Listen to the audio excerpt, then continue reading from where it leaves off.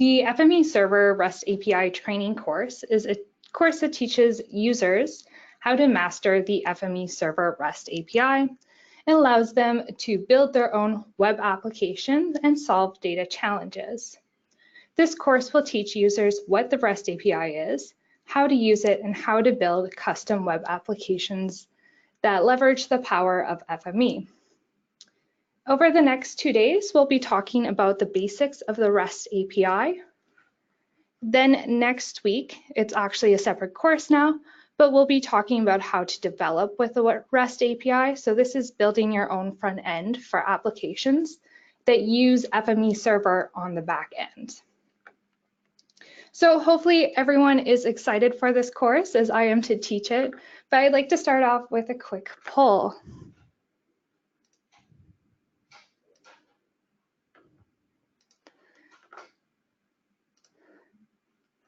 So how did you hear about the FME Server REST API training course?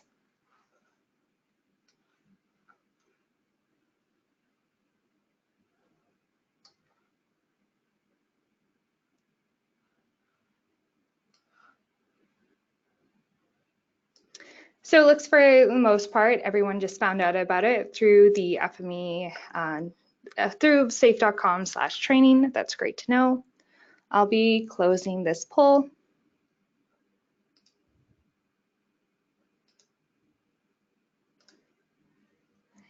Next, what are you hoping to learn from the FME Server REST API course?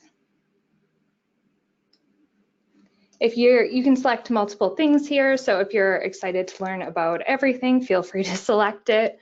Or if there's one thing that really sticks out to you, please let me know, because we can tailor the course depending on what people want to learn about.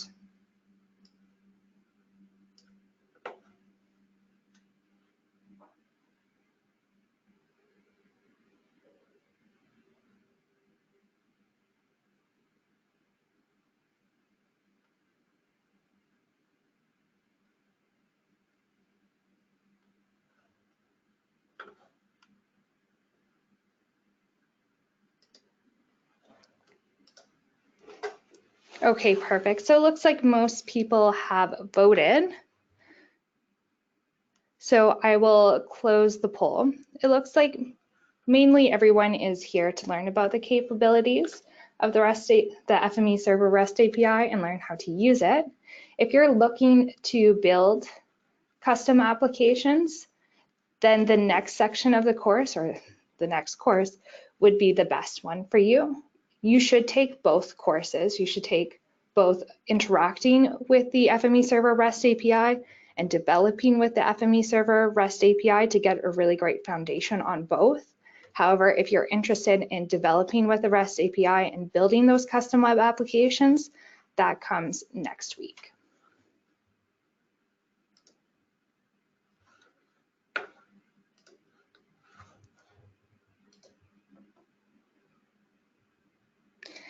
Next, we just have a quick poll here. So what's your experience with FME Server? How would you rank yourself? Are you a beginner, are you moderate, or are you advanced? This course was made for everyone, so if you are a beginner, don't be too intimidated. We're not doing anything very complex with FME Server, and the REST API should be new to most people. And I also see we have a handout that was just shared. That's the training manual that you can use for this course.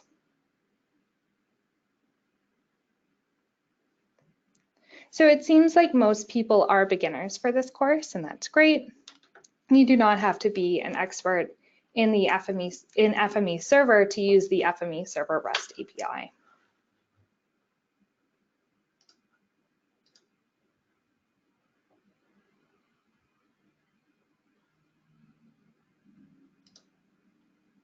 And one last question, I just wanted to know, what's your experience with REST APIs?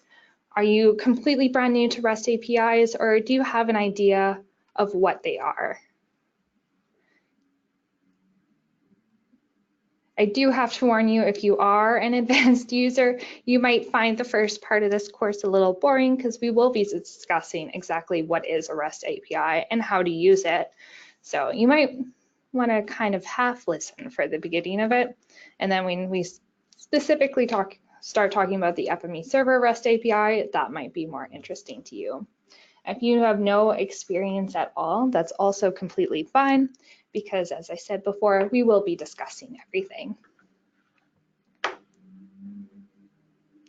Okay, perfect. I'll be closing this poll and going back to the course. And one last thing I should mention before I get started, I'm hoping to get to about chapter 4 today. With this course, we do have lots of time to play with. We don't have enough content to fill up the full time. So we will probably end every day with a Q&A section where you can ask me any questions that you have about the course or anything you want to learn about. We can discuss at that point. In addition, I'm hoping we'll do about an hour of work, and then for every hour, we'll take a 10-minute break just to stretch your legs and get a coffee, because it can be quite a lot to learn. And the course will be ending today at noon, and then we'll pick up again tomorrow at 9 a.m.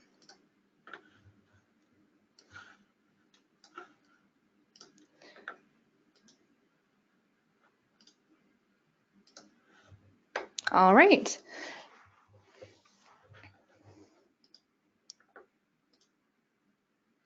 So first, let's talk about the course prerequisites. At this point, you should have a basic idea of how to work with FME Desktop.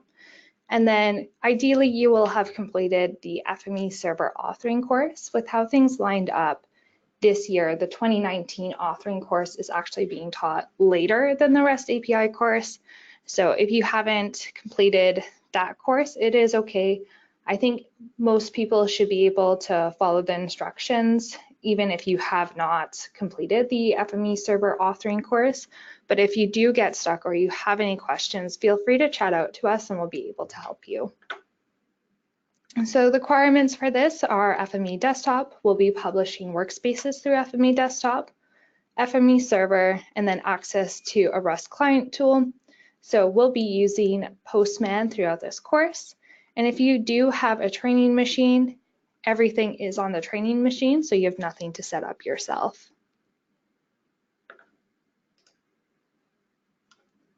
So just as an overview today, we are working with interacting with the FME Server REST API. We'll start off by talking about what the REST API is. Then we'll be using a REST client tool to make calls to the FME server. And then we'll be interacting with Workspaces. So how to put REST calls into a workspace. And then we'll be talking about web services, direct URLs, and the REST API, but that probably won't come until a little later, perhaps even tomorrow. So on your training computer, we do have some resources available. Most of the resources will either be in the FME Data 2019 data folder or under Resources REST API. So let's start off by talking about what the REST API is. So the REST API is a tool that you can use to interact with FME Server. In this section, I'll be talking about what a REST call is and how we could potentially use a REST call. So I'm on section 1.1 of the training manual. Here we're just introducing exactly what a REST call is and going through the different components of it. So a REST API stands for a representational state transfer, and API stands for Application Programming Interface. So a REST API is a type of API that follows a REST architecture. So this isn't something that was created by SAFe. This is something that's pretty universal. Many companies do have REST APIs that you can use and use to your advantage when you are creating a workflow in FME Desktop. And luckily, they pretty much always have the same structure to them. So once you get used to one API, you should be able to use another API pretty easily. So All REST APIs follow the same 6 architectural constraints to be able to call themselves a REST API. So we have client-server architecture. This indicates that the client and the server are separate from each other and able to perform independently. I have a definition down here about what a client is. In our case, we're using a client, which could be a computer in a network. So it's essentially saying that our computer that's making the request and the server that the REST architecture is running on is separate from each other and they're able to perform independently. The second point here is that they all have a uniform interface. Now this is great for us because this is something we can really take advantage of. Because all REST APIs have a similar call and response, once you understand one, you can understand pretty much any REST API as long as the documentation is good. They're stateless, so this means the server will not store a history of previous calls made to the server, and each call will be considered new. All responses must be cacheable, and it is a layered system, so it's possible to have many servers, and the client should not be able to tell if it's connected to an end server or an intermediary server. The final is optional, and this is code on demand. So the server may return executable code to the client. And in our case, our REST API, the FME Server REST API, would not. It will simply send JSON back to the client.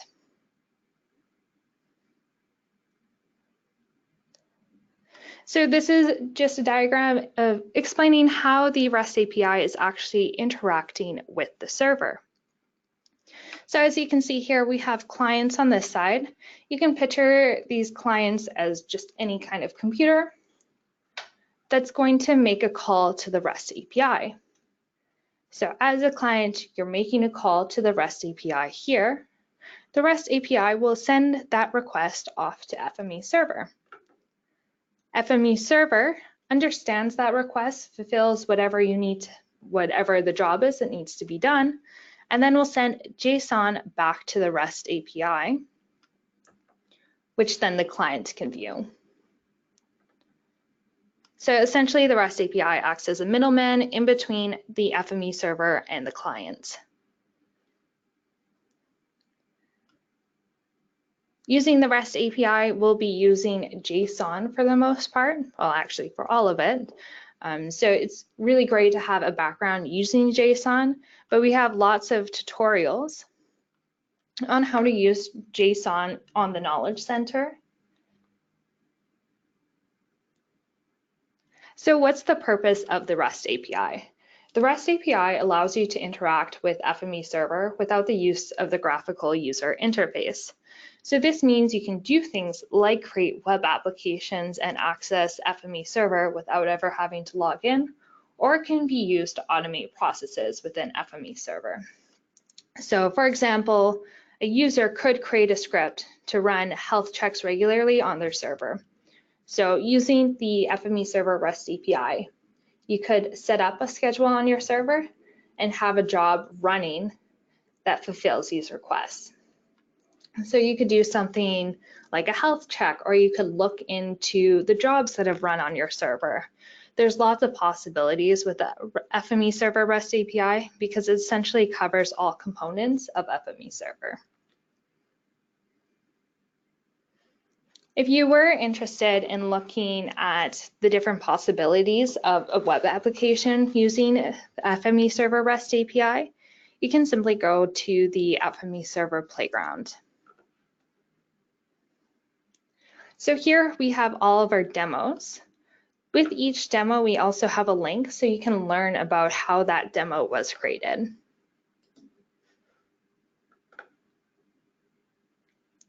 So here we're using the REST API, but then we're also using a custom interface, which allows you to select exactly what you want the user to see.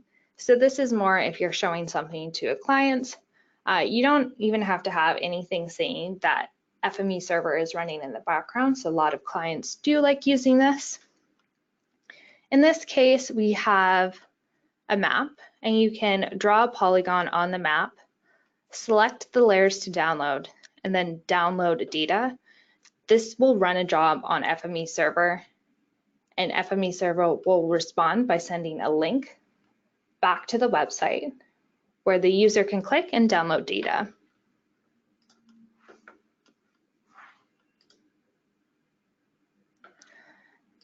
So before we can do that, we should start about what components are even in a request using a REST API. So all REST APIs will have this format. You have an HTTP method, a URL, a request header, and a request body. So let's start about HTTP methods. So they're an action that you would like FME Server to complete. You have a post method, which will be creating something. So this could be creating a publication or a project. You have a get method. This is the one we probably use the most because you're getting information back from the server or reading information in. So this would be performing a health check or getting notifications on a publication. We have put, which will update and replace information on the server. So you might want to change the user information on the server, and that would be a put request. And then we have delete, which would delete things from your server. So it could delete users or roles.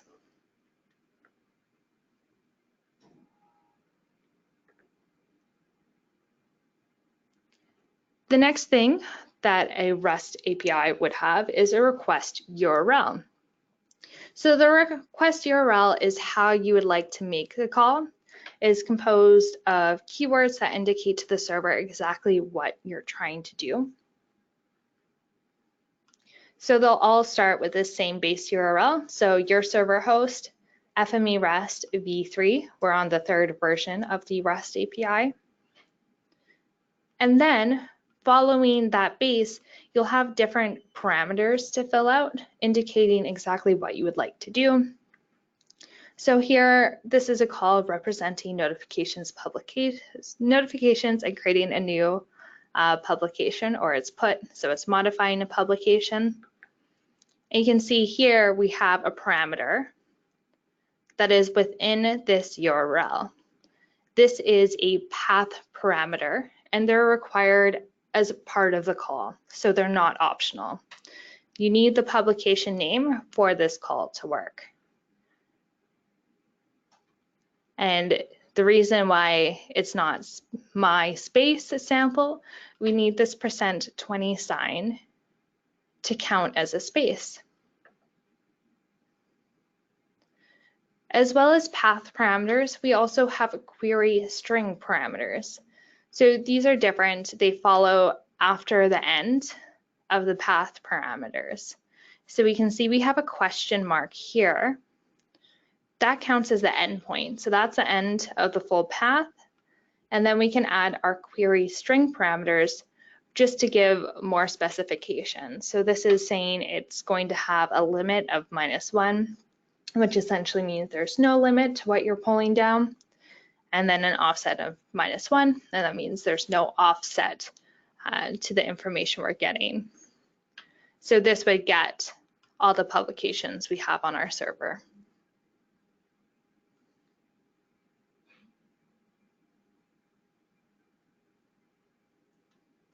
Next, we have request headers. So REST headers set the context for the type of call you would like to place. They provide required information for the call to take place. We'll be using essentially the same 3 headers throughout this entire course, and they are authorization. Pretty much every call to FME Server requires authorization. We want to make sure that there is some level of security with the REST API, and we want to make sure that every call is authorized. And we'll be talking more about authorization shortly. Next, we have the accept request header. This dictates exactly what's being returned to us and the language of it. So throughout this course, we'll always be using application JSON. which means essentially we're accepting JSON back from the server. And then we have content type. So that's what we're sending the server. So accept is what's being returned to us from FME server, and content type is what we're sending the server. Throughout this course, we will vary in what we use, but it's typically JSON, form URL encoded, and binary. Next, we have request body. So this further dictates more parameters, and it specifies the information to be modified, created, or deleted. And we'll provide examples of this throughout the course. Here is an example request. So we start with the HTTP method. So that's posting. And if you wanted to refer up here to what a post, we can see a post is creating something. So we're creating something on the FME server. Then we have our request URL. This has a path and path parameters here. So this is something that's set by us.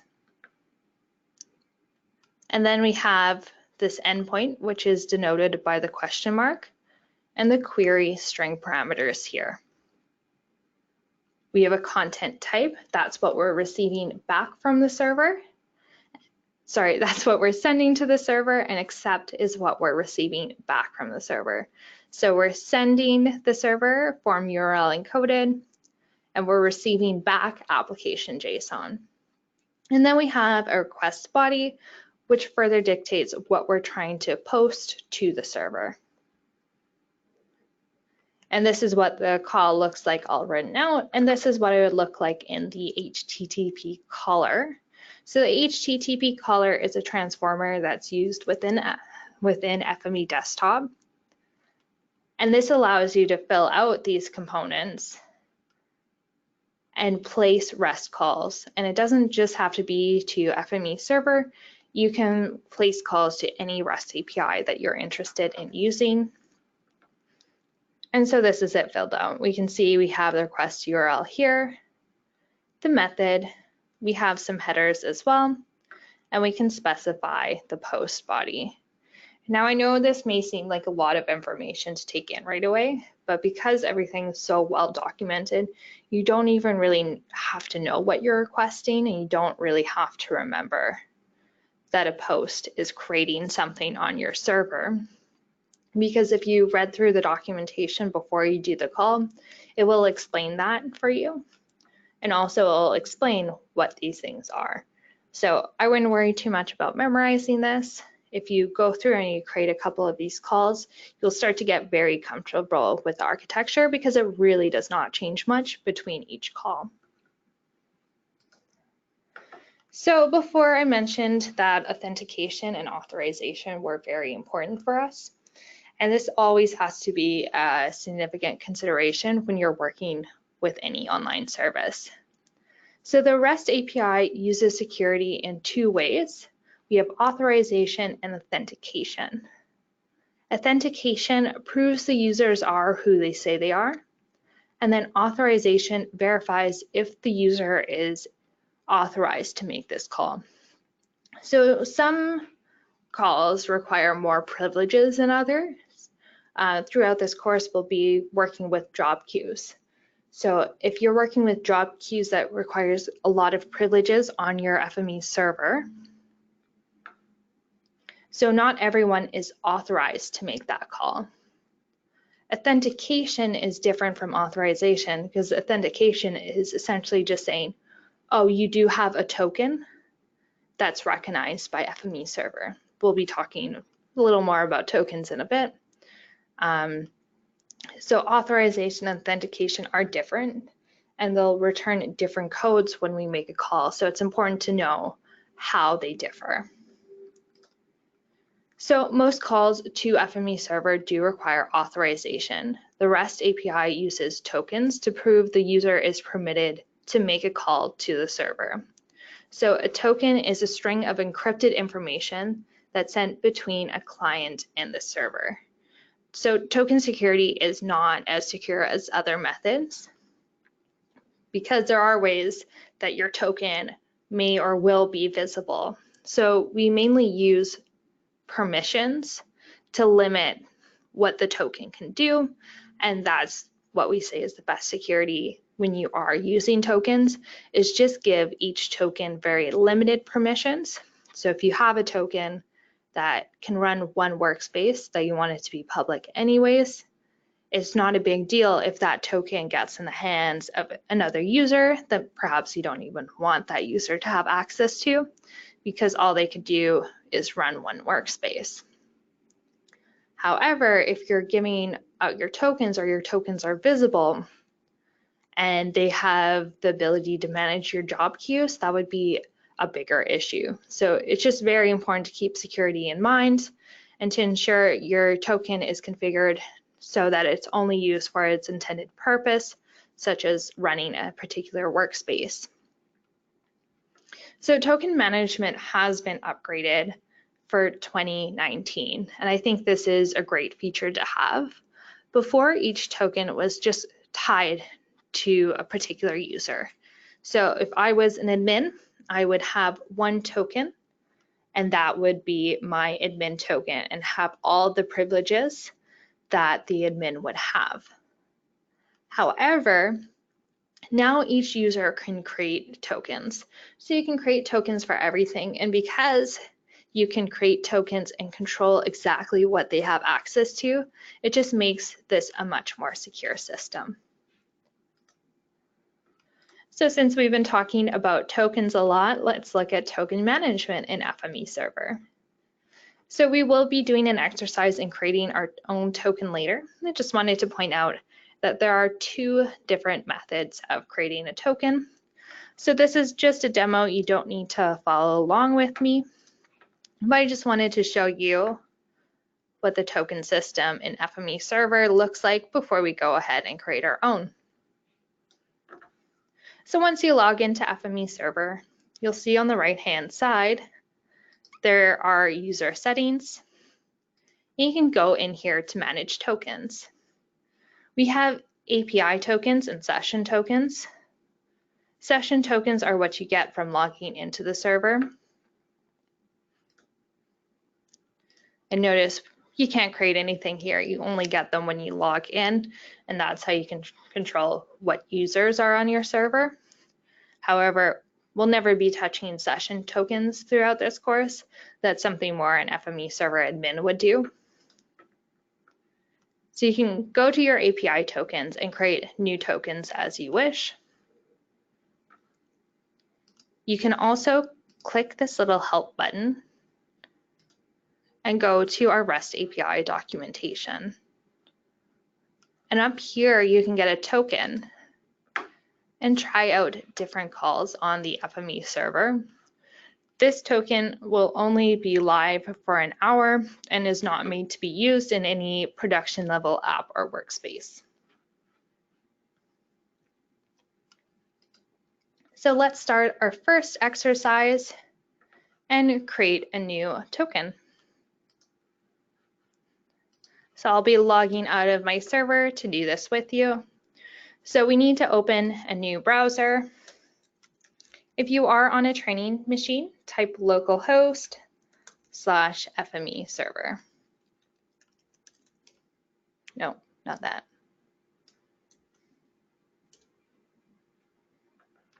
Okay, perfect. So once you're on localhost FME server, you can log in with the admin credentials. The admin credentials are admin, admin. They're both lowercase, and then hit login. Now I would just like to get a quick show of hands who has logged into their FME server. So this is done just by using the hands up button that is found, I believe, on the left-hand side of your panel.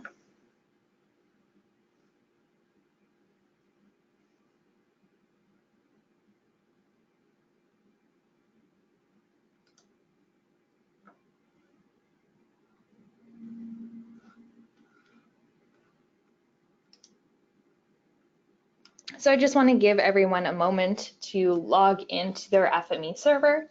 And once you've logged into your FME server, please raise your hand to indicate that you're in your FME server.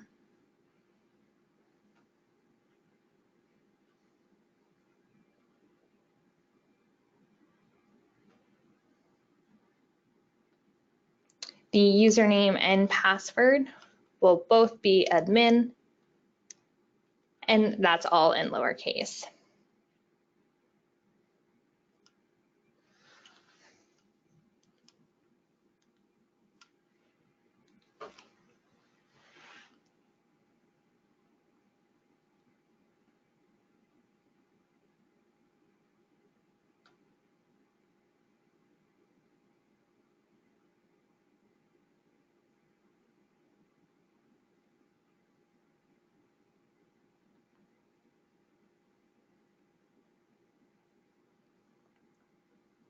All right, so it looks like most people have logged into their FME server. So let's continue with the exercise. If you are having a hard time logging in, we do have instructions here, but just type out a question to Laura and let her know, and she'll be able to solve it for you. Next, let's go to our token management page. Click on this user icon for user settings, and then go to manage tokens.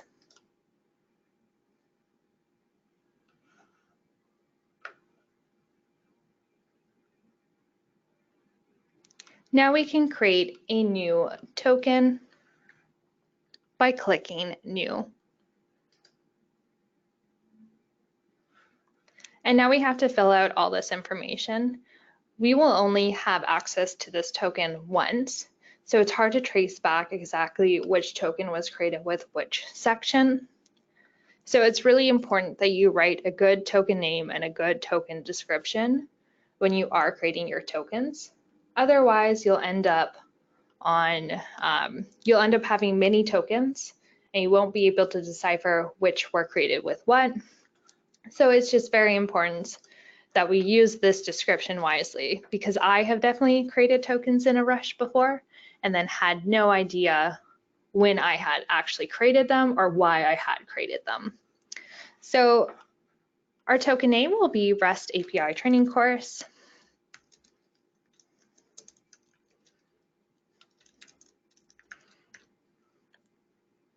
And the description is token to be used during the REST API training course. You can go ahead and copy that right from your manual.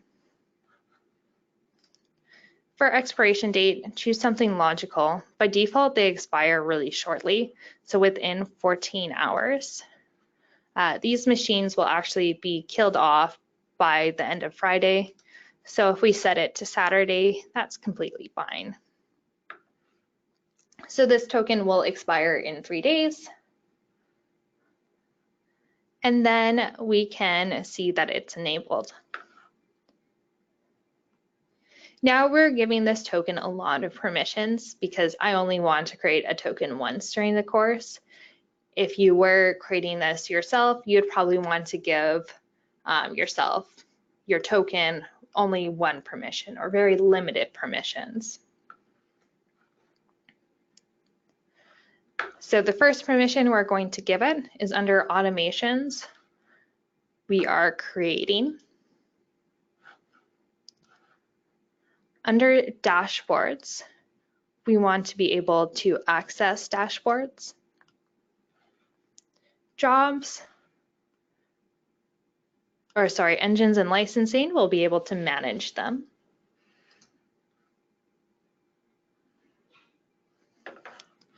Jobs we want to manage as well, as we'll be doing some exercise with job queues later on.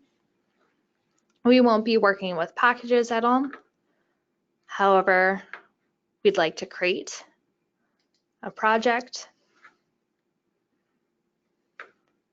Under repositories, we'd also like to create our repositories.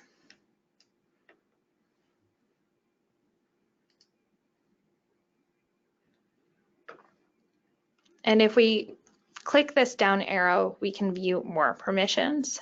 So even if you have access to create repositories, you won't have access to the default repositories. So we have to give ourselves permission to that. So with this token, we'll be able to download, read, and run sample repositories. Under resources, we'd like to be able to create resources. Then under individual resources, we can look at the data folder. So we'd like to access, list, write, upload, and remove anything within our data folder. And the same thing for temp. So we'd like to be able to access, list, write, upload, or remove anything in our resource folder. Under Run Workspace, we'd like the advanced setting. And then scroll all the way down. We don't need any of this. But for Workspace Viewer, we'd like to be able to access it.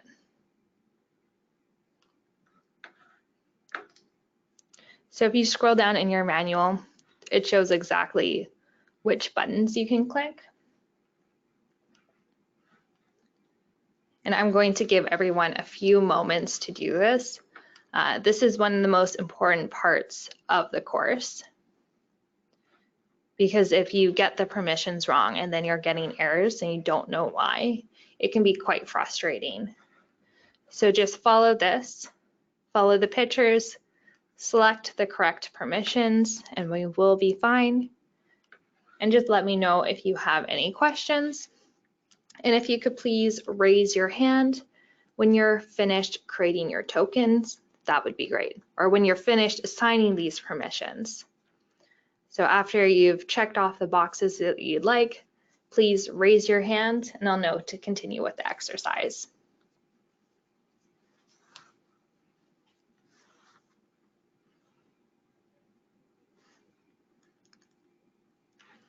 Give everyone about a minute more just to verify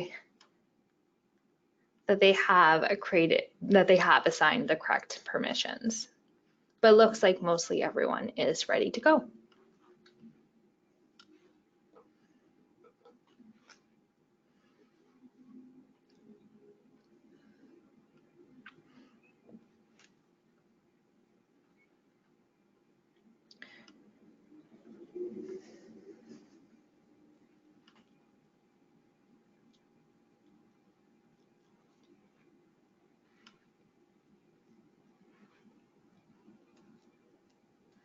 Okay, perfect. So it looks like mostly everyone has completed that. If you have any questions, please let me know. I think after the end of this exercise, which is very short, I'll give a little break. And if you are a little lost and you feel like you have to catch up, we'll take our break then, and then you can go over everything. I'll stick around, so if you have any questions, please let me know. Okay, so the next step after you've assigned those permissions is to click OK. And now we can download our token. So this is a very important message. We'll only be able to see this token once in the FME server. So it's very important to actually save that token to your machine, and then you'll be able to access it. If you don't download it, then you won't be able to access the token again. You could lose it and have to create another one. So we've downloaded our token.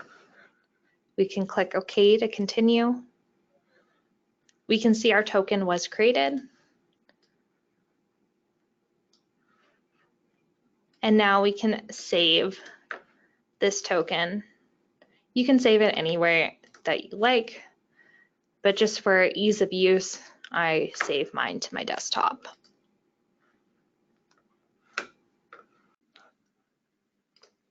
So we're on chapter 2 now. We just finished chapter 1. So chapter 2 is getting started with the REST API. So this just shows how to use the REST API homepage and teaches the user potential responses that you might see from the FME server. So here we can explore our REST API homepage. This was designed as more of a demo than an exercise, but it is slow enough that you can follow along if you would like.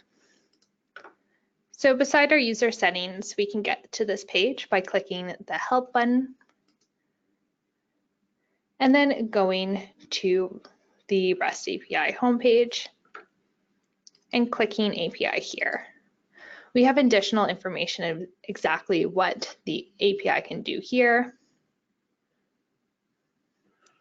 But if you click on API, this shows you all the calls that we have available in the FME Server REST API. So everything will fall under this area here. And then they're all sorted out by categories. So if you're interested in using the REST API to manage your automations, you would just look under the Automations tab. We're going to do a simpler call, and that's the health check. This just checks on our server to make sure it's okay. This is a GET request because we're getting information from our server.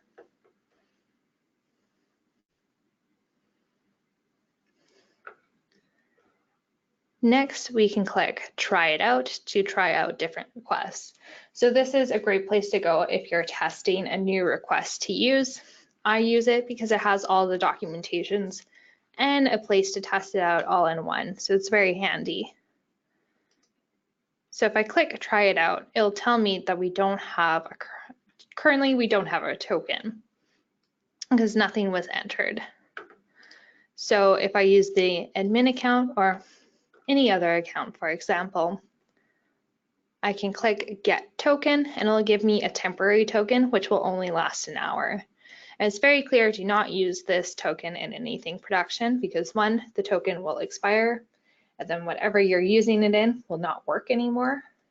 And 2, it probably has all permissions to your FME server, so you definitely don't want to use that in a production setting. So click Get Token. It'll show that there's a token up there now, and I can click Try It Out. So next we can see the response from FME server. This is JSON. It's telling us that the server has a status of OK, so it does mean that everything's up and running. We also have a response code. So response codes depend on what's going on with your server. So if you see a 200 response code, that means that the request was understood and the call was successful. So because it's the request that's being understood, not necessarily that your FME server is healthy.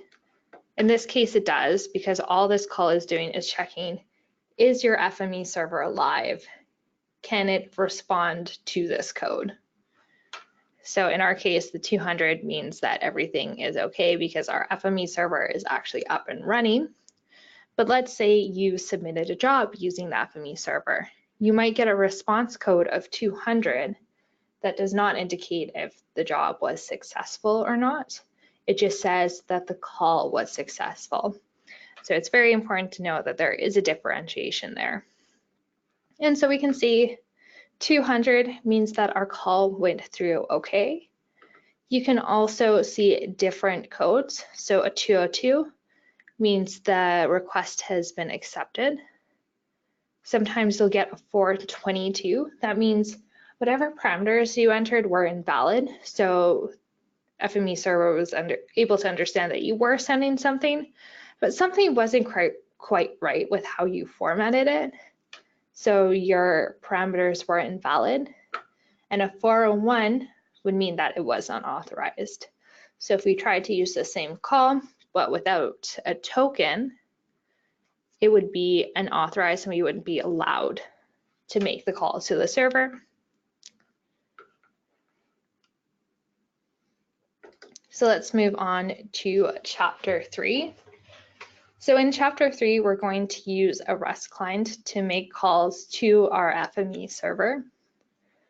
For this course, we'll be using Postman, and this is already installed on the training computers. But if you'd like to use a different REST client tool, that is fine as well. So why are we using a REST client tool? It's a very easy interface to learn on as a beginner. You can save calls and use them later. And then you can generate code snippets, which you can use in other applications. So a lot of people, and me, I do this. I use Postman before going to the HTTP caller transformer in FME Workbench. That way I can really understand what's coming back from the call, and I find Postman is just easier if I just want to do a quick setup for a call. I open Postman, it's there right away, and it's very quick. Where the HTTP caller might take a little more time to set up, and the response, while it's telling me the same information, it's just not as clear because in Postman it is bigger and it's right in front of your face.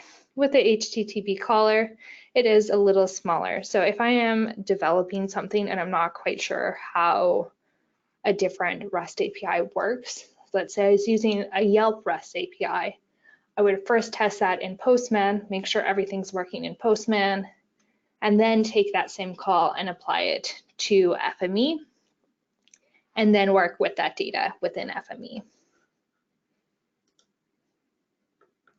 If I am using the FME Server REST API though, I test it out with this documentation here first, just because I find this is really clear.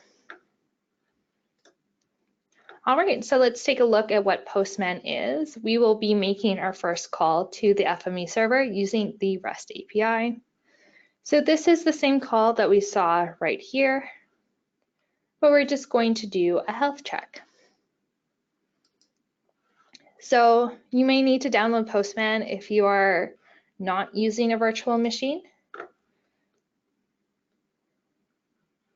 However, if you are, it is located here. So go to your Windows panel and you can open up Postman. It may take a little while to open for the first time.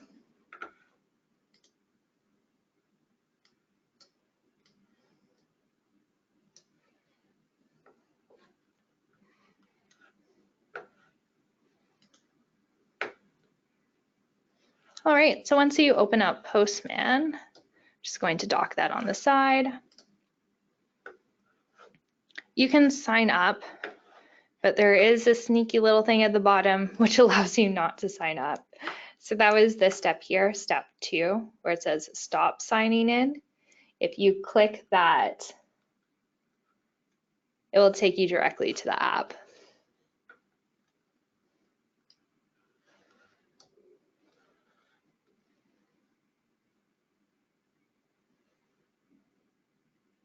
So I'm on a step 3 right now of exercise 2. I can click request and create a basic request. So you can also save your request into folders. So if I was developing an application, I might want to test out all my different calls with Postman and then save it in a folder.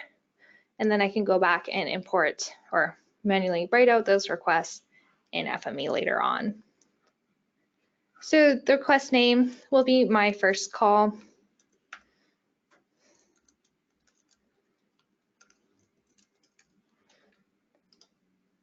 And the description will be, I just made my first call.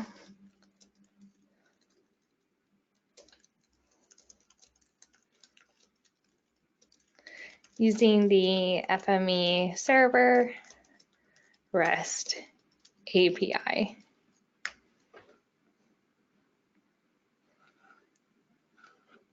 Now I can click create a collection, and we can create a training collection here. And that way, if we save our calls, they can all save to this training collection.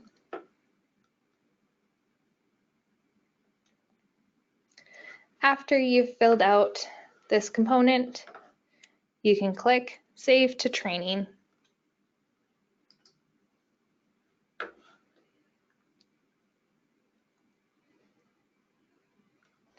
Now we can copy this URL into enter request URL here. So if you noticed before, our REST documentation had color-coded all the different types of HTTP methods. So this is a get method. So throughout the course, you'll see it in blue. In our REST documentation, it will be blue as well. So we can copy this.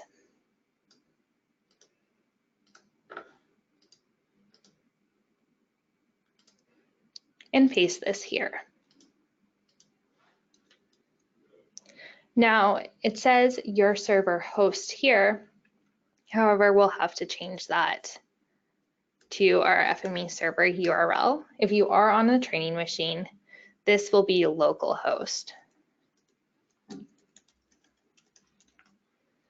So this is what your URL should look like. You have the HTTP, localhost, FME REST, v3 for version 3. We're doing the health check. And then the text response will equal false. You can see we have our endpoint, which is a question mark there, followed by a query parameter. This will automatically be filled out down below, which just makes it really easy to understand what the query parameters are. So we're not receiving a text response here. Then we can hit send and hit OK. We can see we get back the 200 OK response. So that means that the server understood what we were trying to ask it. And we can see here that the status was OK.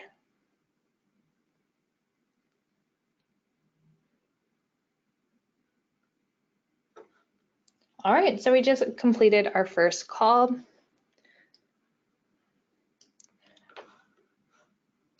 How was that exercise for everyone? Can I please get the raised hands again to indicate you've successfully completed exercise 2?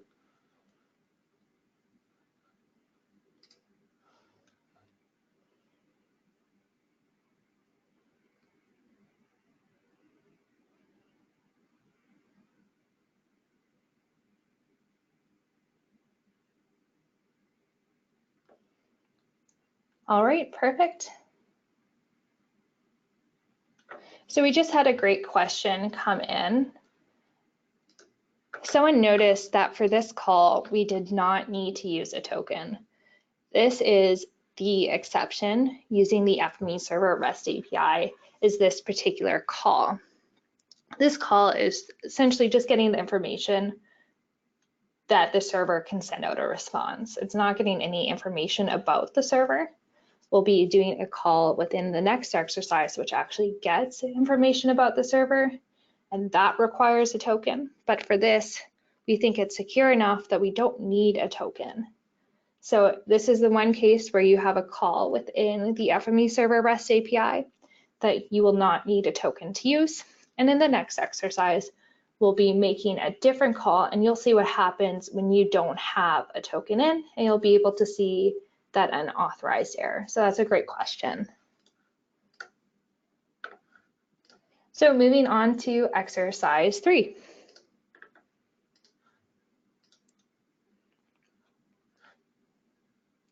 So now we're going to look at authorization and the REST API. So we'll be able to see what a call looks like when you don't authorize it properly. So if you click the plus sign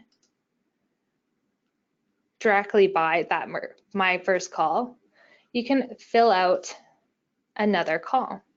So again, it's in blue. We're using a GET request.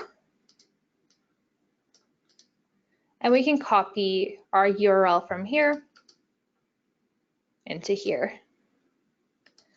Again, instead of your server host, you'll want to use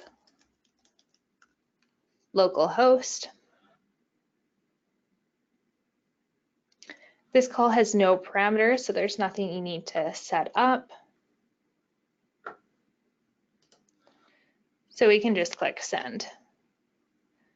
But we'll be able to see shortly that call was unauthorized. And I'm hovering over the status report in Postman because it gives you a good idea what these status codes are.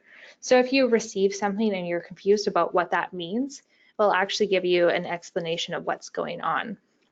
So this call was not authorized, and therefore we weren't able to complete this call.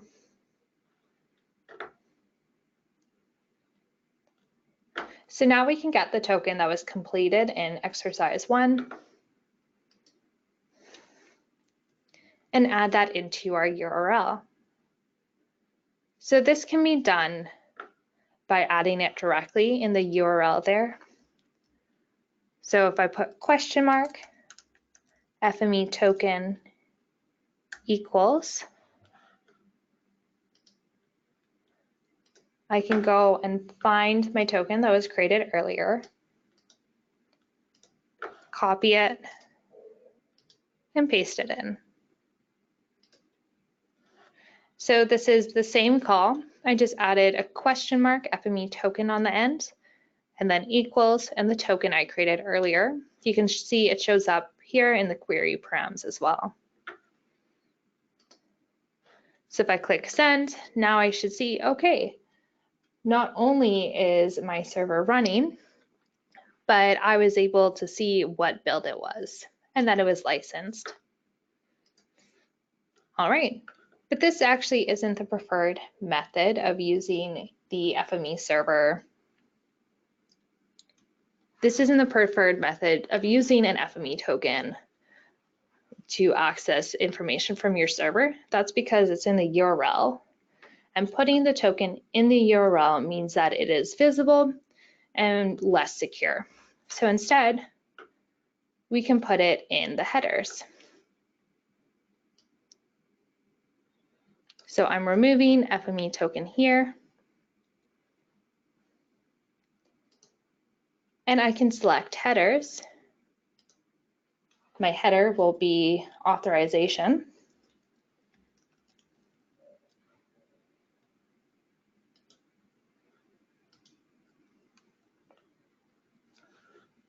And the value will be FME token.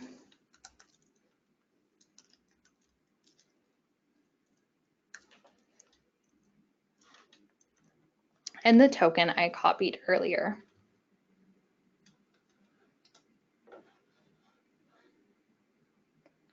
Now I can click send and review the response. Oh, that's because I didn't fill out this value properly. So it's FME token equals space token, and then click send. So I just got a request that my Postman is actually pretty small. So I can see if I can do some adjustments here to make it easier for you to see.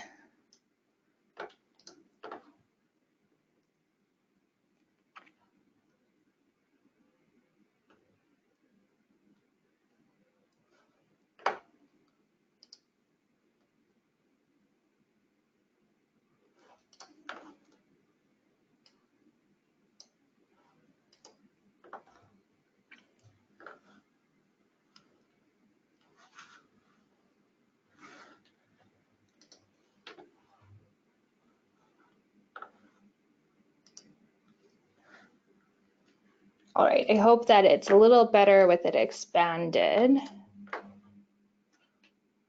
I'm not sure how to zoom in on, I'm using a virtual machine as well, and I'm not sure how I could zoom in on the virtual machine. So hopefully it's just a little better with it bigger. If it's still a problem, let me know and I can dig into it further.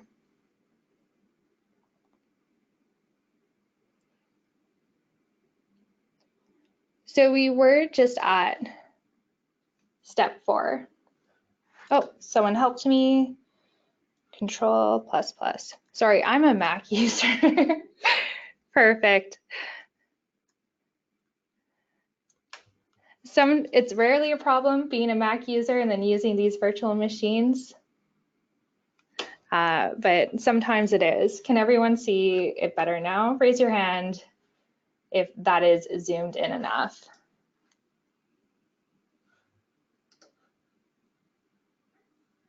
Okay, perfect. I think it's better. Thank you everyone for helping me out with that. All right, so we were on step 4.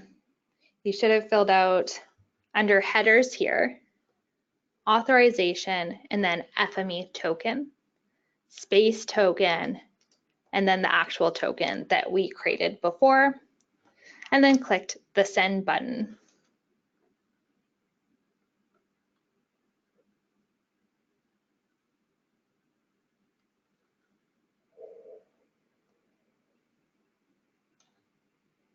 So we can see, we can view the response here.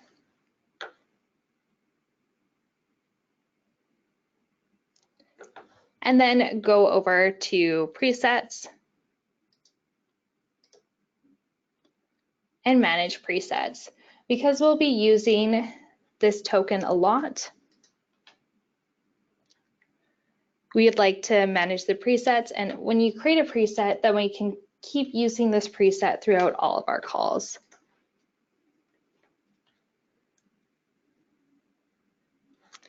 So the preset name will be token. The key will be authorization. The value will be FME token, token equals, and then the token we created before. And we'd like to have a description. This just makes it easier to use. Again, when you're using tokens, it can get quite confusing which token you're using. So I like to just put the token expiry here.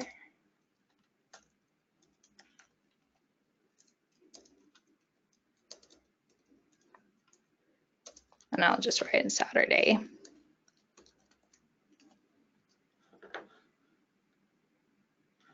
So we just created a preset, and when you create a preset, you can use the token later on as well. So now we can always use that same token within our calls.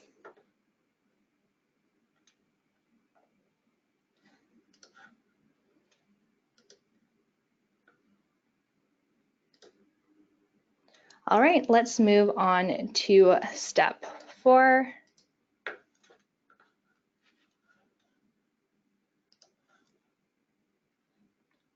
So now we'll be running, sorry, I just got a request to slow down for a bit. Let's see, we have lots of time to finish, so how about I give everyone another 2 minutes just to finish the last exercise.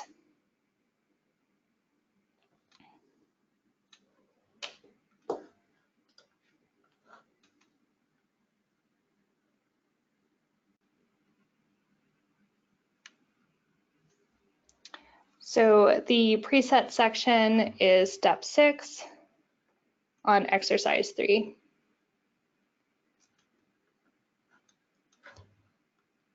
So that was just selecting this presets here and then going to manage presets.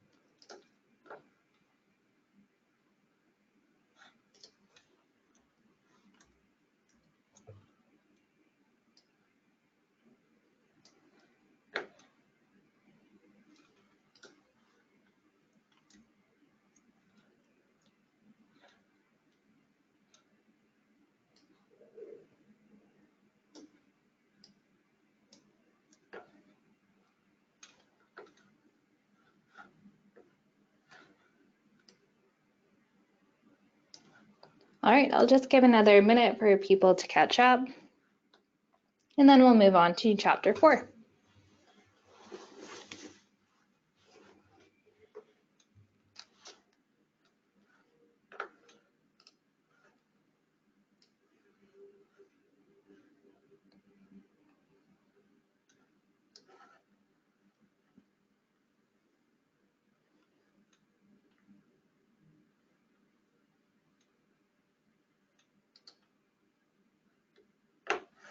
Okay, perfect. So it looks like everyone is now caught up. Let's move on to chapter 4, interacting with workspaces. All right. So in this chapter, we'll be looking at the various ways to run a workspace using FME Server and the REST API. There are two main ways a user can submit a job using the REST API. The first is synchronously, and the second is asynchronously. If you're running a job synchronously, the task has to be completed before the next task can begin. So while you're creating the call, everything will be stalled until the job has run, and then you'll receive a response back from the server. You can also submit a call asynchronously. So you would submit a call to your server, and instead of waiting and receiving the job responses, you would receive a job ID. You can then use this ID to check on the status of the job. So this is good if you don't need an immediate response, or if you're doing something like completing a long task.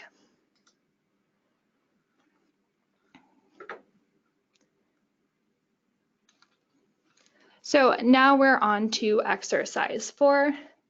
So we're running a synchronous job with standard parameters.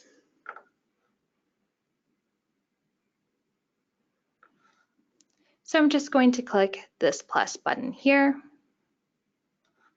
to create a new request. This request is in green because we're doing a post request. So we're creating something on the server. In this case, we're running a job. So under Get, click this and select Post. So step 1, click the down arrow, select Post, and copy this URL to the Enter Request URL area.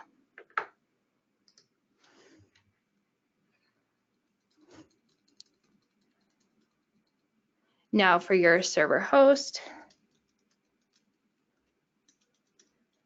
if you're on a training machine, you can enter localhost.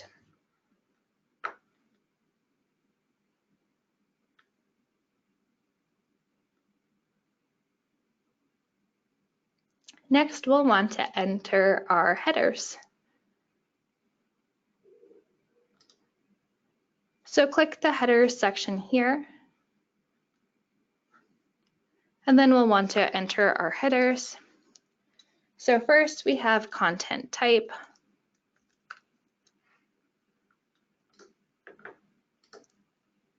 The value would be application JSON.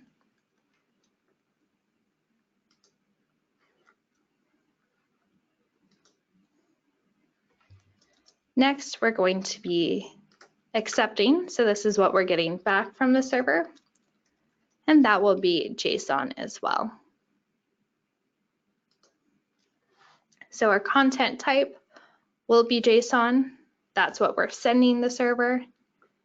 And then our accept, what we're getting back from the server, that will be JSON as well. Next, we can fill in a header here. So we could manually write authorization.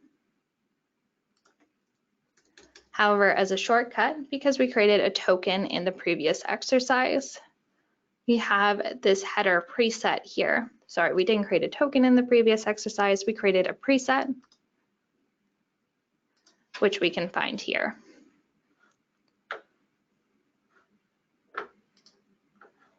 So again, if you needed to do that, if you start typing in token instead of authorization, you should be able to find something that says header preset, and then click header preset, and it'll show you the token.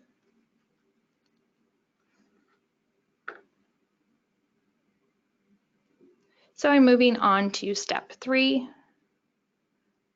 I've entered in my headers. The next step is to enter in the body. The body should be raw. And I'm going to copy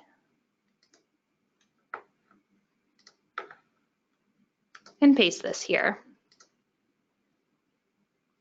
So this body is giving a description on how I want to run my workspace. So we're using the Austin download one. And then we have these published parameters here. So we have something called max Y, which we're setting the value of 42.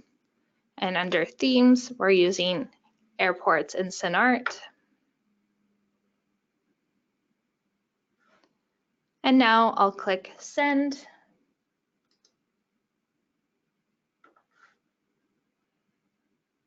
And wait for the response.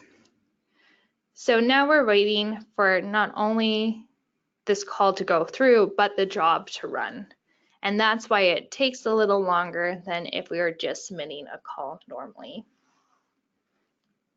But we do receive everything back from our FME server in regards to the job. So we can see here that the job was successful.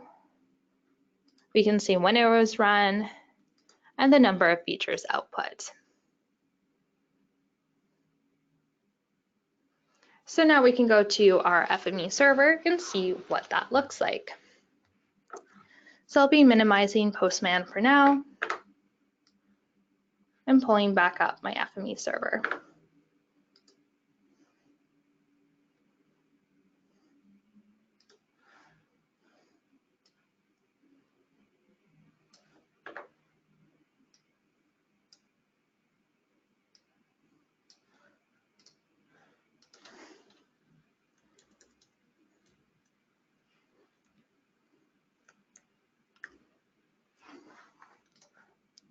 So in my FME server, I can go to jobs and look at my completed jobs.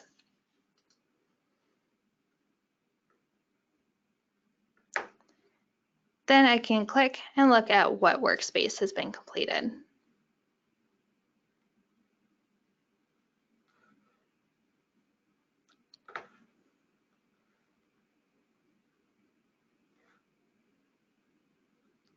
All right, now if I look through the jobs, I can type in themes, which was the published parameters I was using. So if I search for themes, I can see that was submitted with airports and SynArt, which is exactly what I wanted it to be submitted to. So I could see that my job went through successfully and the correct parameters were used.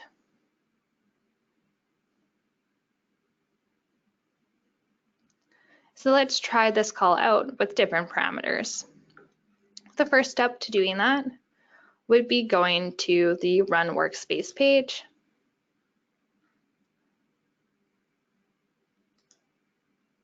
And select samples. Here we can go to the Austin download workspace.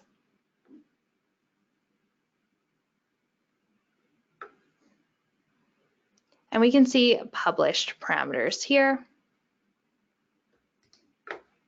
But in advanced, we should be able to see more detailed versions of the published parameters. And these give us the parameter name. So these are all things we can set when we're creating a call. And this is how we should refer to these parameters. So we wouldn't refer to it by the description. We wouldn't write layers to download to access this parameter. Instead, we're using themes. If you see over here, we have different theme options we can use. So let's switch it up. And instead of the first two, let's do the last two. So we're doing railroad and street CL.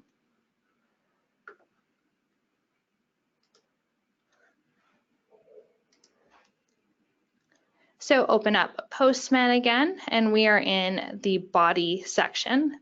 So under body raw, we'll see this setup. Instead of airports, you can delete that and write railroad.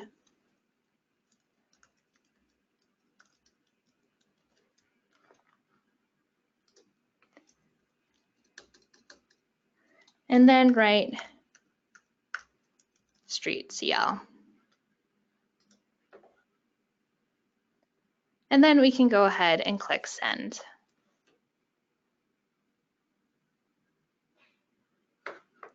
Again, this will take a few moments because we're waiting for FME server to not only receive the call, but complete it and then send information back to us. So here we can see this was successful. If we click again and go back to our server, under jobs completed, we'll see that this job has run successfully. If you just scroll down to the bottom of the log,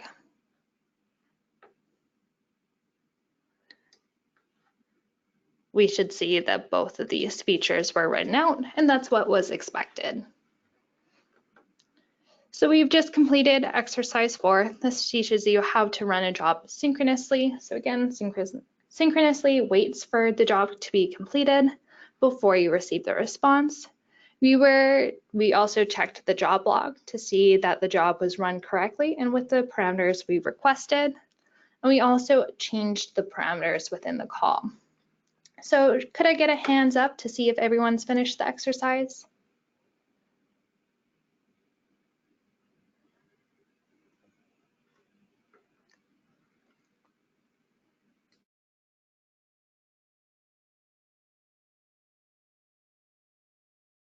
So we're still waiting on a few people. So I'll give another minute or so just for everyone to finish up.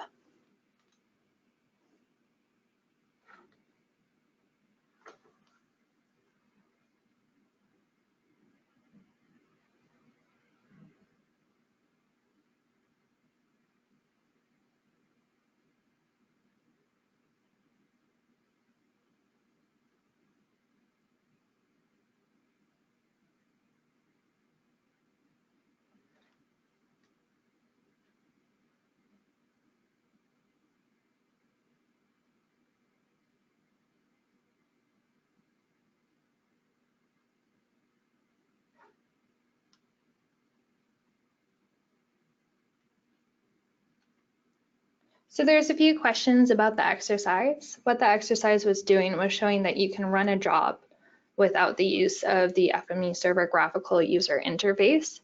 We're running a job using a REST call instead. So it's showing you how you could potentially submit jobs without actually having to log on to the FME server and submit a job. It also showed that you could change the parameters for the jobs you could submit and show how you would change those parameters and how you would find what those parameters are in the first place. And it also showed how you can check and make sure that the job was run properly.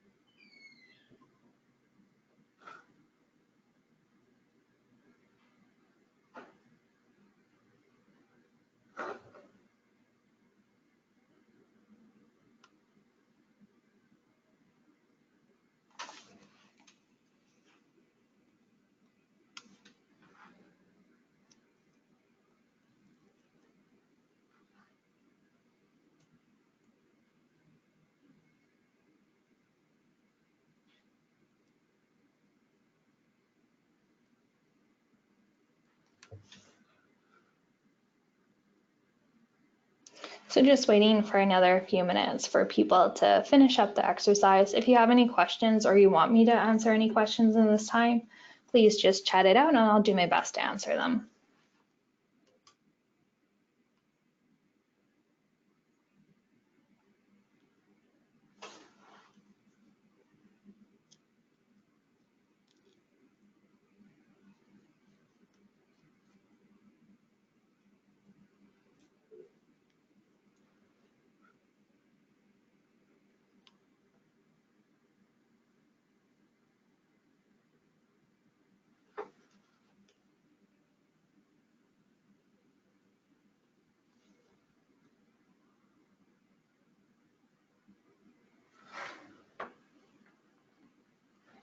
So in the Workspace tab here, or under Jobs Completed, we first looked to see if the workspaces were completed under Jobs Completed. And then we also, under Samples, Austin Download, we wanted to see what the parameters were that we could set for this workspace. So under Publish Parameters, we can scroll down, show the advanced panel. So from the top, went to Samples, Austin Download, scroll down to the Publish Parameters. Past these guys, you can open up this advanced panel and then see the Publish Parameters here. So this gives you an idea of what publish parameters you can set and how to refer them when making a call with the REST API.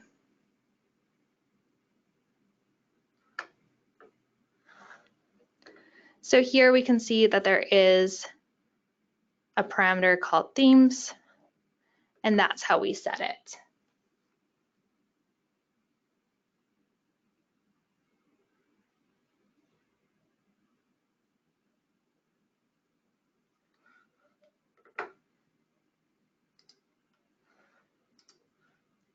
In the body, we also had raw, and these are the publish parameters that we'd be setting later on.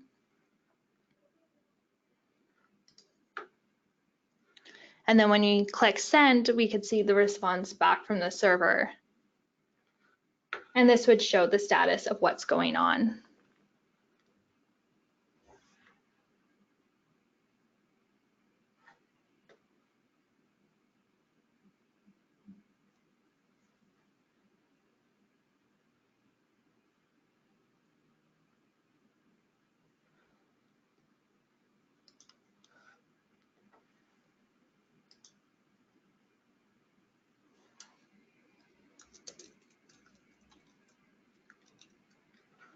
Okay, I believe everyone has caught up now, so I'll go through the next exercise. We're on exercise 5, and I'll do my best to go a little slower this time.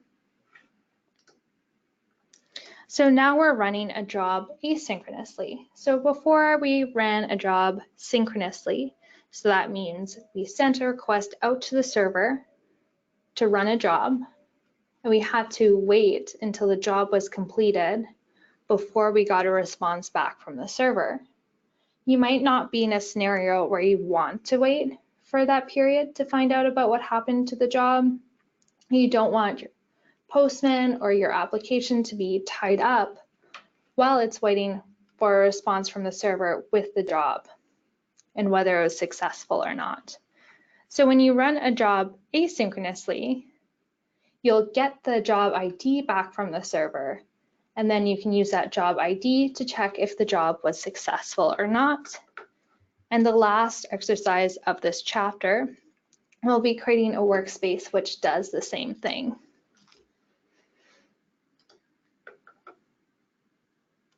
So here we're going to be using the submit call instead of the transact call.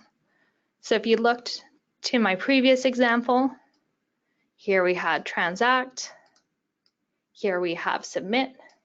So submit means we're running the job asynchronously.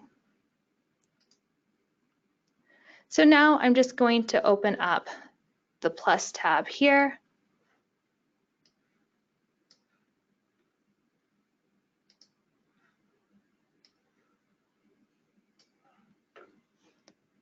And enter in a new URL. So again, we're posting. So dropping this down to post, and then the URL, pasting this in. So copying the URL and paste it in here.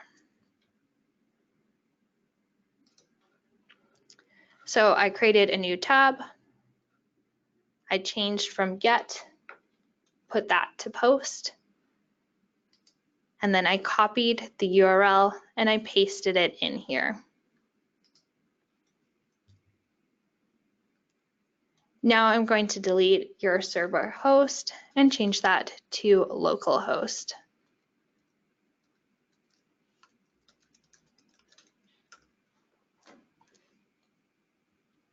So now I have my request all filled out. So I have post, I have my URL, and I changed my local host, your server host, I changed that to localhost here.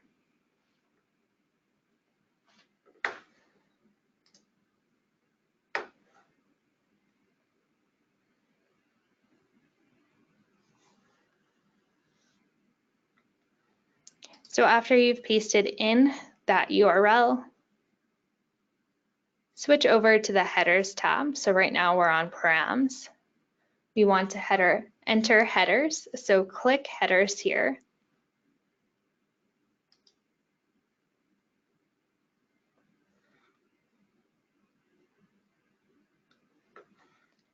And then fill in the headers in Postman.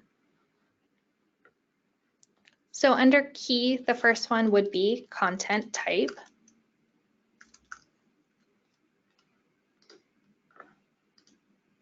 And then the value would be application JSON.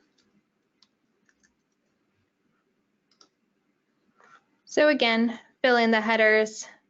The header should be content type. That's the key. And then the value should be application JSON.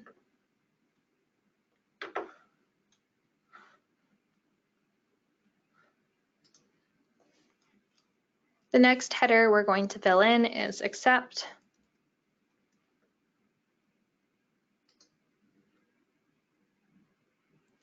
So this is accepting information back from the server. And we're going to accept JSON. So here we're writing application JSON as well.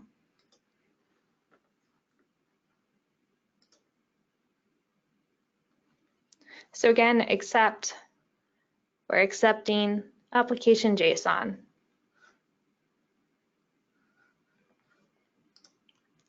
Next, under key,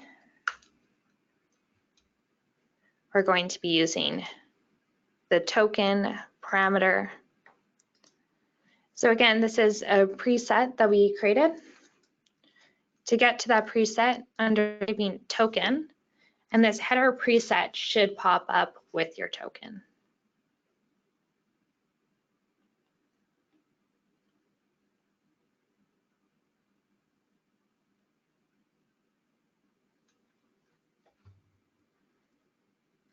All right, so we should have 3 parameters here. We have content type, application JSON, accept application JSON as well, and we're authorizing with the FME token.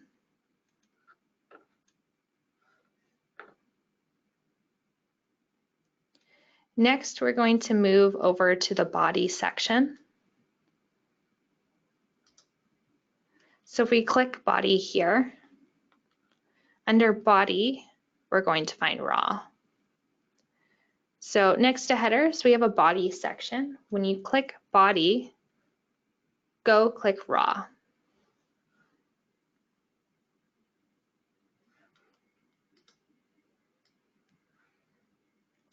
We have a body section here. This is similar to the one that we saw in the previous exercise. We can copy and paste that in here. So under headers, it's showing me 4 because I created an additional one, but it should be 3 headers. Then we have a body. When you get to the body tab, click raw. And then we have published parameters.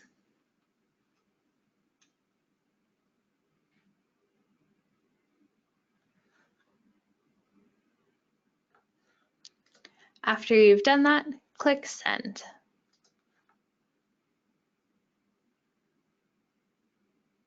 We can review the response. And that's down at the bottom here. We can see, first of all, we have a 202 accepted, which means our request has been accepted for processing, but the processing has not completed. And we can see we have a job ID of 3. So we've run 3 jobs on our server. Therefore, we have a job ID of 3. If you have a job ID that is higher than that, you perhaps ran more jobs before. So it's okay. It does not matter what job ID you have, as long as you have one.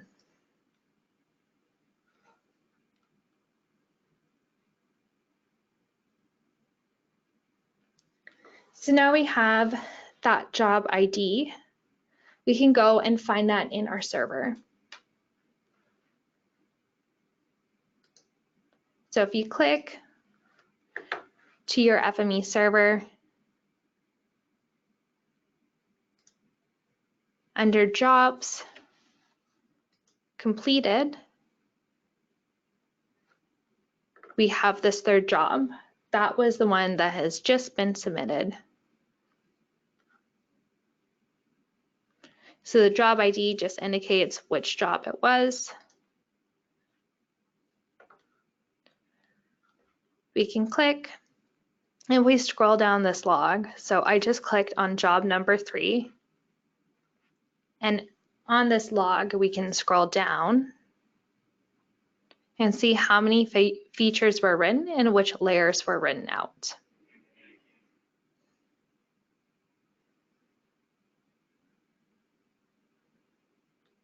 It's a long log, but once you get to the bottom, we should see this. So the features written should match the screenshots.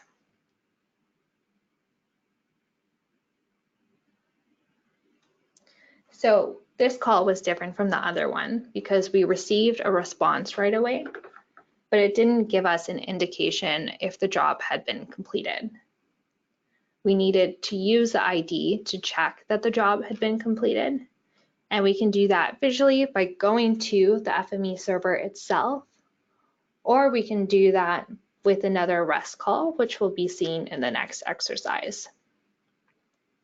So could I get the hands up button again, just to see who has finished exercise 5?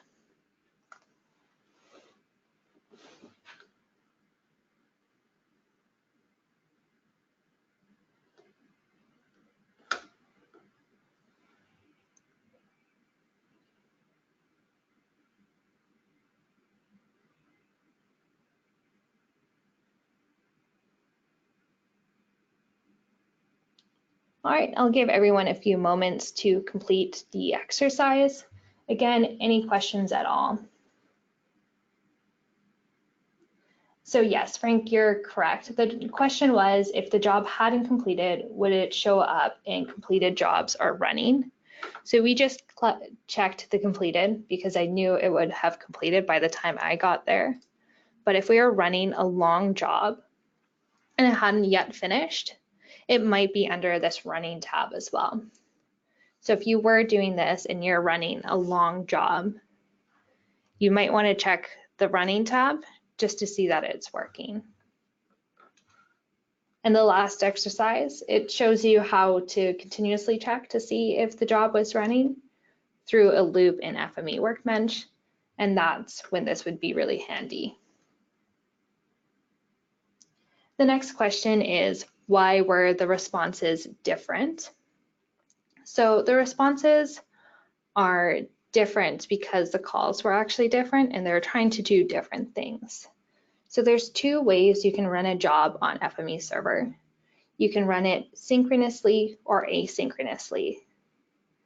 Asynchronously means that we're going to submit the job, but we don't want to wait until the job has completed before we receive a response. Synchronously, we're waiting there and seeing if the job has been completed before we receive a response.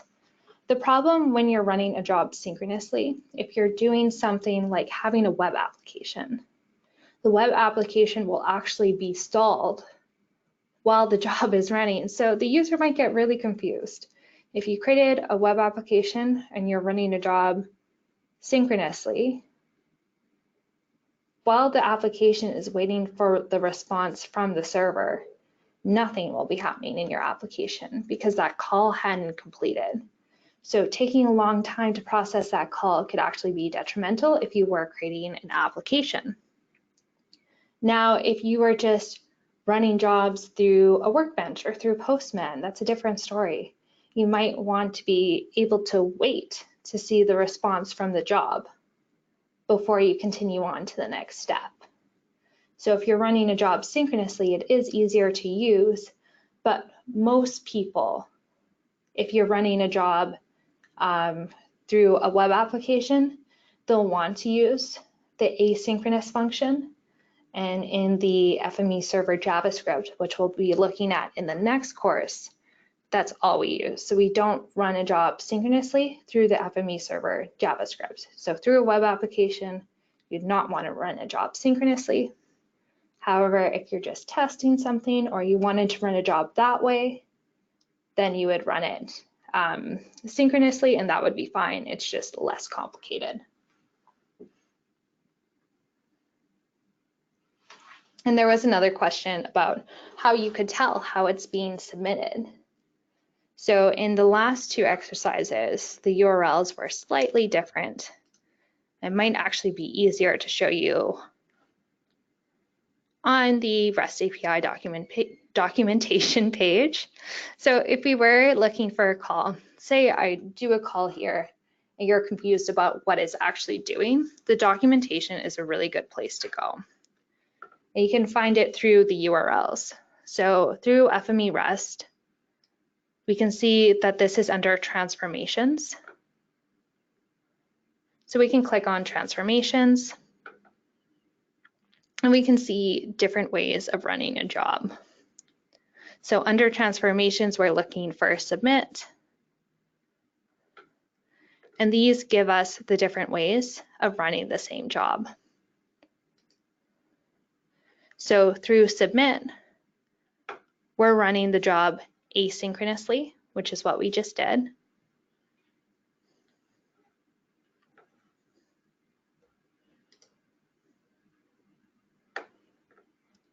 And then through synchronously, we're using transact.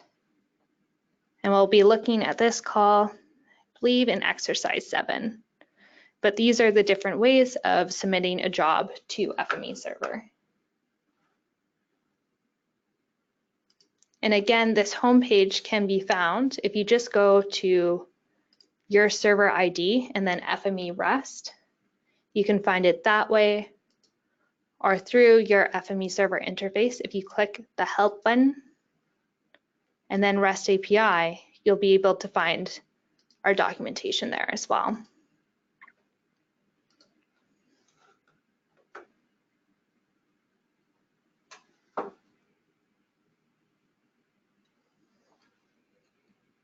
All right. So we'll do one last exercise just because it ties into the previous one and it's very short. And then we'll take another 10-minute break just to stretch and get some water or coffee. Again, thank you so much for all the questions. I'm happy to answer them. If you are confused about anything, please let me know and be happy to explain it again.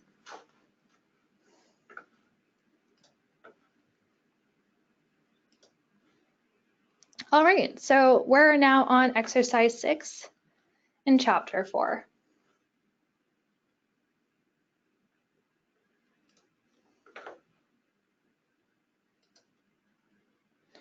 So under Postman, we're going to submit a new call. So if we didn't want to go through the FME server to find what happened with our last job, we can use REST as well. So under requests, the request header, we can have get. It's in blue, it's a get. We're getting information from our server. And then we can copy and paste this URL in here.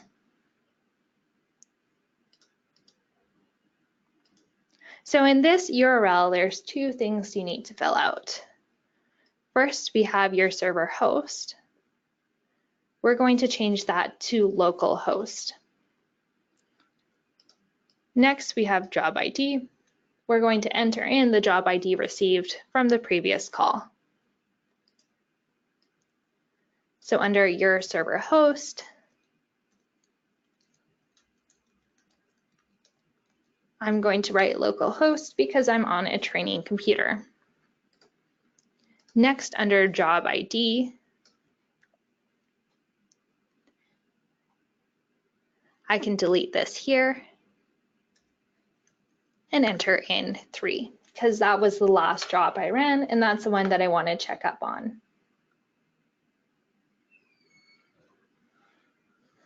So again, just up here, we created a new call. Instead of post like the previous call, we want to get a call. We want to use the get method because we're getting information from our server. Under your server host, we want to change this to localhost instead. Instead of a blank job ID, we'd like the job ID to be 3.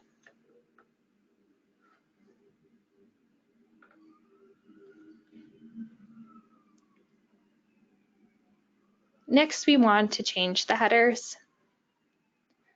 So by params and authorization, the next one you'll find is headers. We can click accept, and we're accepting application JSON. That's not going to change. That's always what we're accepting from FME Server. If you had a different REST, you might accept something else, but in our case, we're going to go accept application JSON. Next, we need to fill in the authorization as well. So I'm going to write token or TO, and then I can find my token header preset. So again, we want to have 2 headers. We're accepting application JSON, and then we're authorizing it with this token.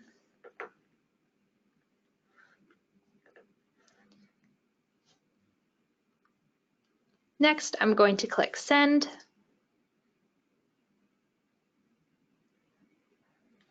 And I can see here we have a status of 200 OK. And this will give me lots of information about the job and how it's been completed. So this is the call that you'd want to use after you've submitted a job asynchronously. This will allow you to see what has been submitted to your server and make sure that the job has been run correctly.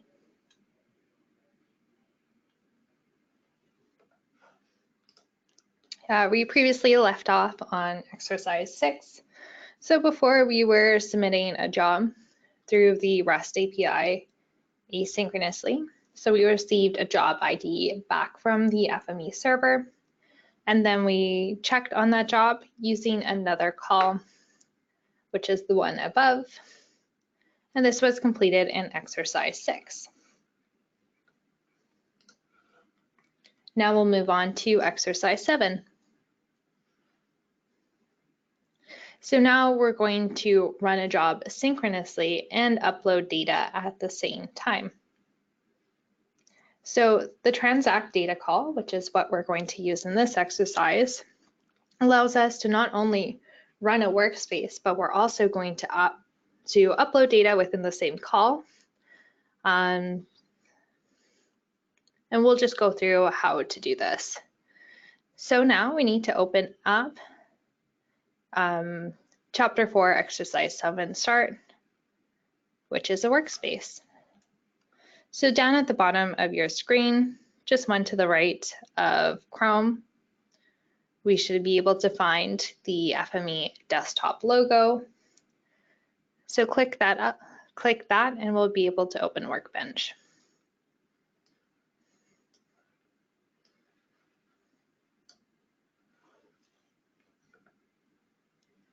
So I just opened up FME Workbench.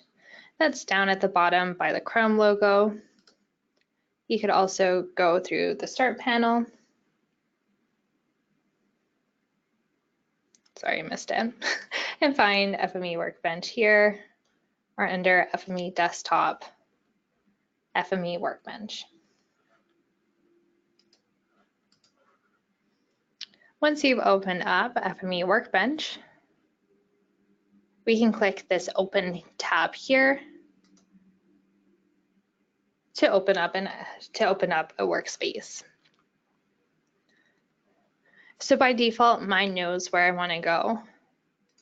But if you weren't doing this by default, we'd want to go to this file path here. You can find this in your manual, or I'll direct it to you now. So we're going to C, FME Data 2019, Resources, REST API, Chapter 4, Exercise 7, and then the starting workspace. So again, that's C, FME Data 2019, Resources, REST API, Chapter 4, Exercise 7, and then Chapter 4, Exercise 7 starts. So now I'm going to open up this workspace.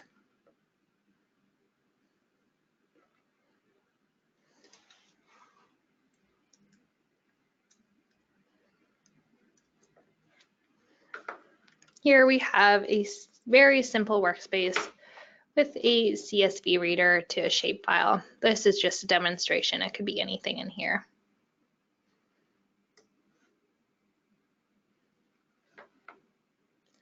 So in order for the workspace to run using the transact data call, there is one very important change we need to make. We have this source dataset publish parameter. We need to right-click and edit the definition. By default, it will not be optional. A source dataset will be required to run this workspace. However, in our case, we want to make it optional. When submitting a call through this transact data call, you're submitting it through the REST API. FME Server won't recognize this as a file, so it won't automatically know that you're sending a call through there, or that you're sending the data through there. So it has to be marked optional for this job to run. After it's run, it's all fine. But in order to use this call, the transact data call, this has to be marked to optional. And just to reiterate, I found that by going to the Navigator panel, right-clicking on this source data set, clicking Edit Definition, and opening up this user parameter and setting this to optional.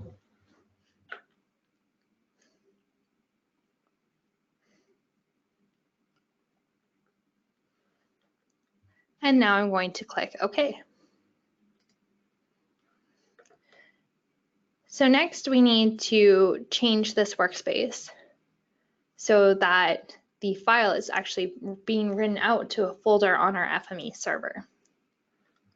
So I'll show you how to do that, but first we need to go and create that folder in FME Server. So I'm going to FME Server now.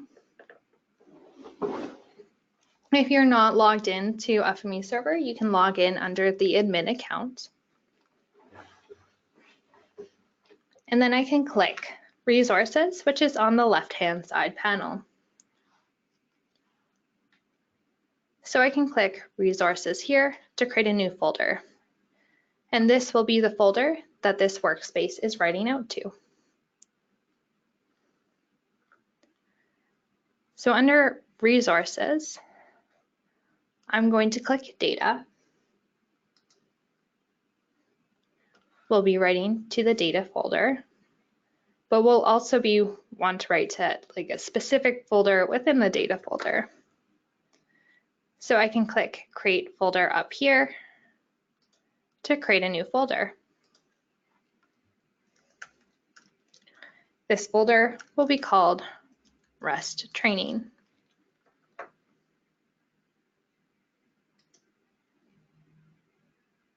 So under Resources, I found the Data folder, and I created a new folder called REST Training.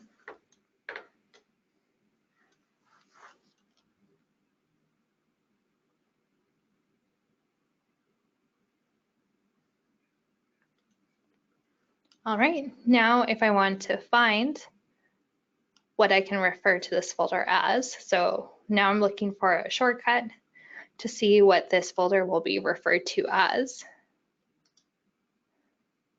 I can click this check mark here, right beside the REST Training folder, and go to Actions and then Properties.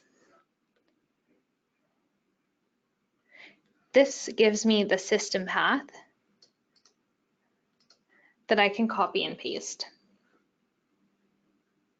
So this system path is what I'll have to use in my workbench in order for my data that's completed to be sent to this folder. So I'm just going to click Copy.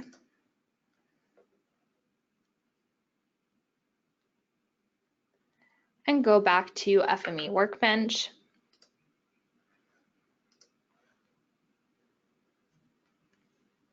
So I have the system path copied.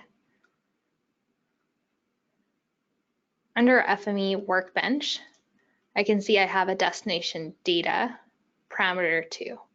So this is where the data set is going to go once it's been completed. I can right click and edit value.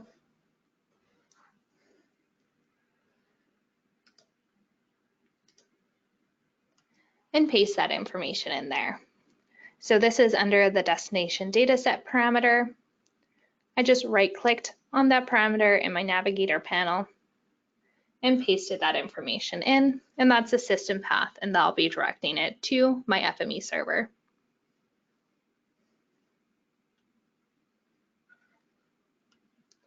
After I've done that, I can click OK, and this workspace is ready to be used in the call, so I can upload it to FME server.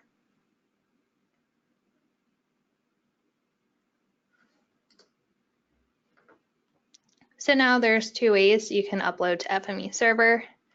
If I scroll to this panel back here, I should see a button that I can publish to the FME server. However, since my screen's a little smaller, I'm just going to click File, Publish to FME server.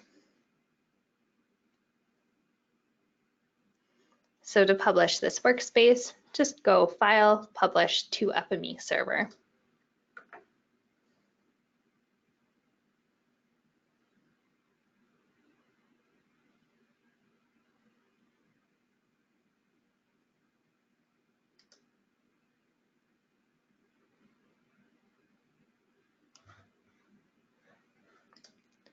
And my workbench is having a bit of a hard time here.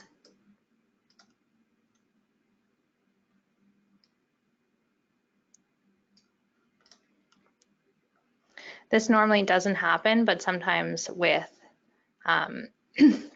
publishing and the workbench on these virtual machines, there's a slight bug. So I'm going to save as it says to do in the instructions, just so I don't lose this workspace. So I'll save without backing up. Okay, now if I go File, Publish FME Server, I should have this dialog right away. So we'll have to create a new web connection here that connects us to our FME server to be able to publish this up. Under Connection, I'm going to select Add Web Connection here. Under Connection Name, I'm going to type in REST API. So that's just what your connection will show up as when you're publishing your workspace up to server. Because you can have many servers, you'll want to change the connection names. Next, we have our server URL. Since this is a local machine, we can write localhost here. The username is admin, and the password is admin as well. So again, I was creating a new server connection. This will be called REST API FME Server. The server URL is the local host. My username and password are admin, and that is in lowercase.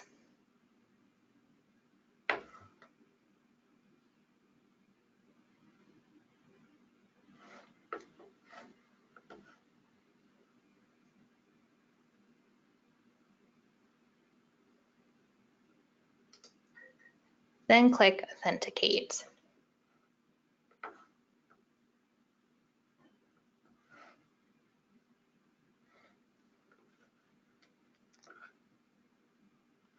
Next, we'll want to hit the next panel.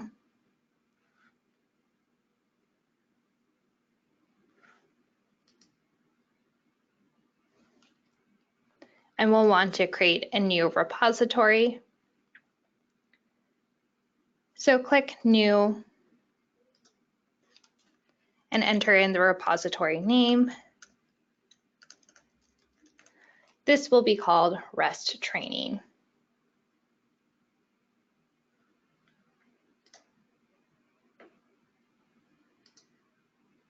So again, I just clicked New to create a new repository. This will be under REST Training.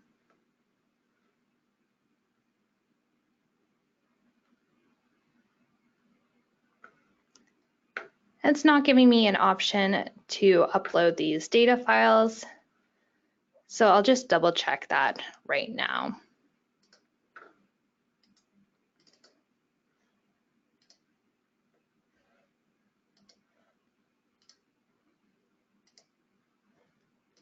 Oh, so there was a mistake. It's actually pointing to 2018 FME data.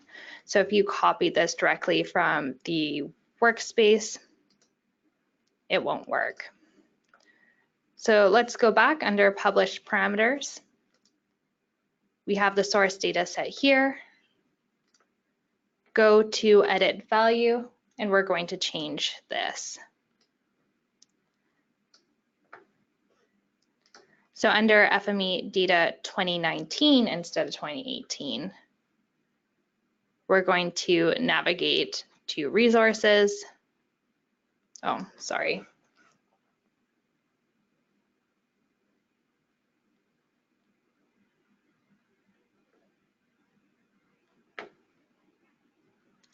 So Resources, REST API, Chapter 4, Exercise 7, and then find this data points CSV. So again, there was a mistake. The source data set was pointing to the 2018 version. So to get this exercise to work, we'll need to point it to 2019. So under Edit Value, we want it to be pointing to this location and this data set.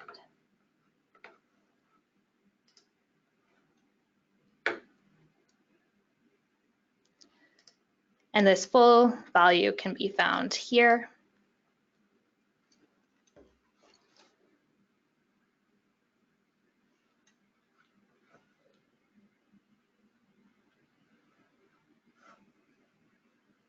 Okay, perfect. Sorry about that. Sorry if that caused any confusion. But if you've changed it to the 2019 instead of 2018, we can continue on with the exercise.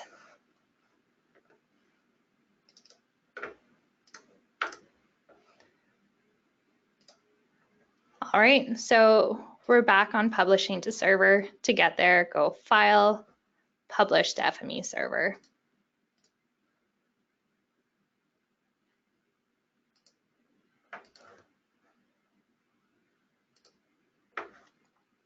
Sorry about that. My workbench just needed to take a nap.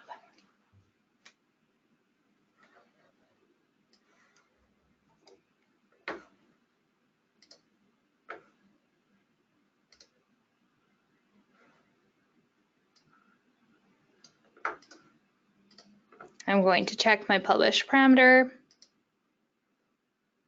make sure it's pointing to 2019 still.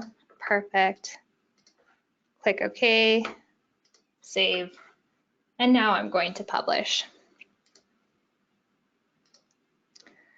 So go File, Publish to FME Server.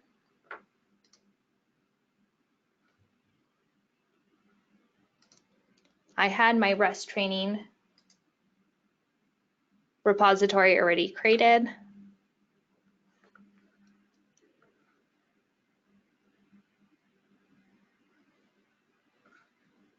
Now I can upload my data files because it knows where I'm locating it.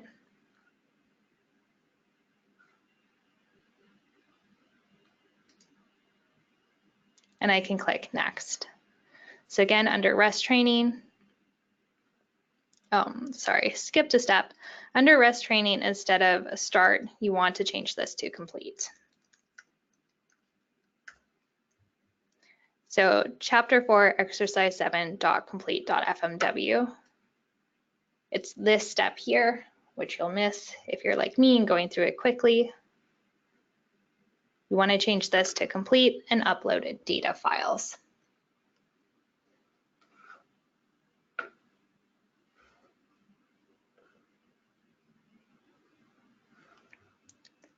Now, edit your spelling if you can't spell complete properly and go back. Okay, perfect. So everything is set up properly now. We can just use the job submitter service and then click Publish.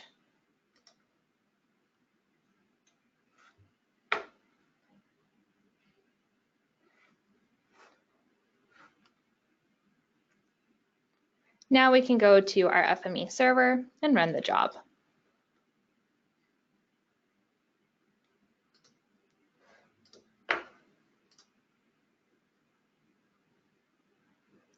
So under Run Workspace,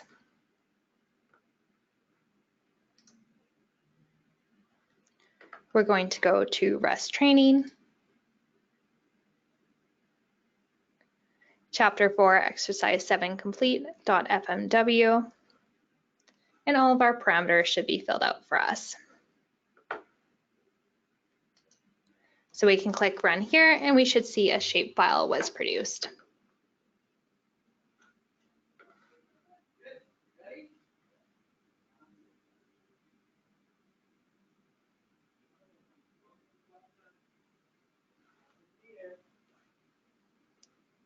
Perfect. So everything was completed successfully.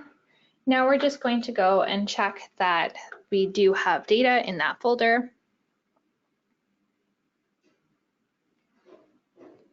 So now we're just going to go back to our resources. This is found on the left-hand side of the panel. Resources, from there, data, and then REST training.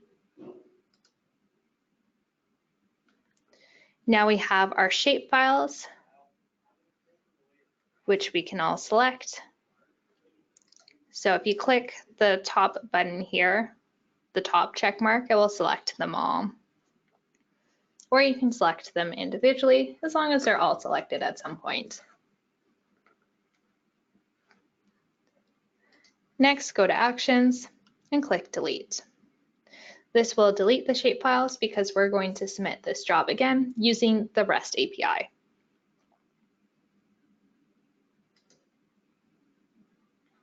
So I'm deleting all the files and then I'm selecting OK.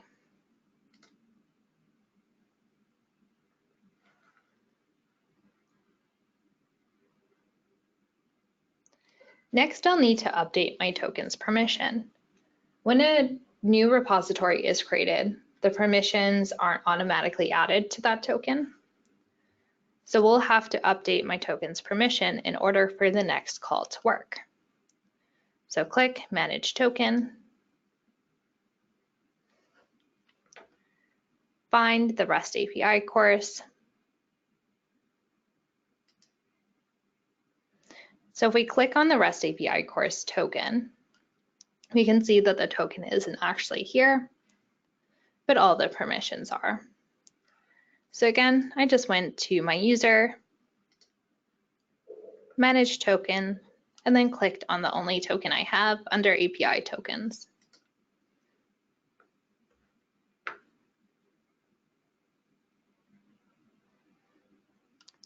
Next, I'm going to scroll down and find the permissions.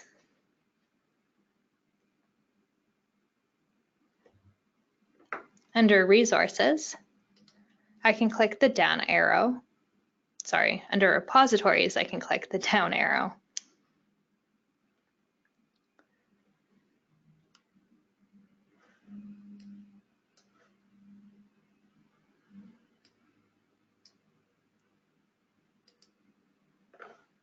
So repositories, I'll have the down arrow, and I have this new repository that was created.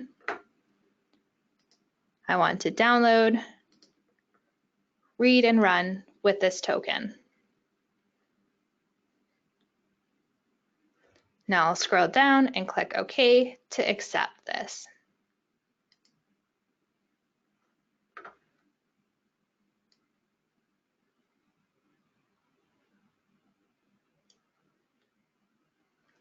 Now we can use the actual call to run this job.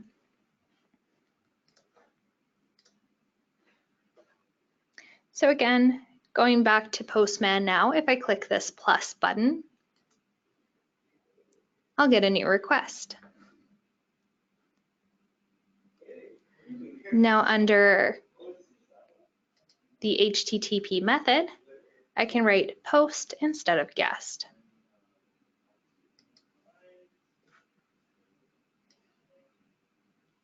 I can copy and paste the URL here. And then under your server host, I'll write localhost.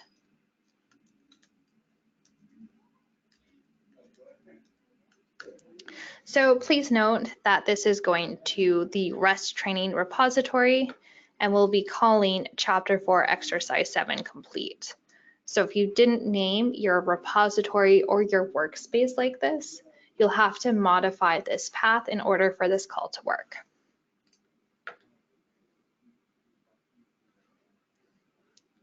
Next, we'll have to set up the headers. So under the parameters here, we have params, authorizations, headers.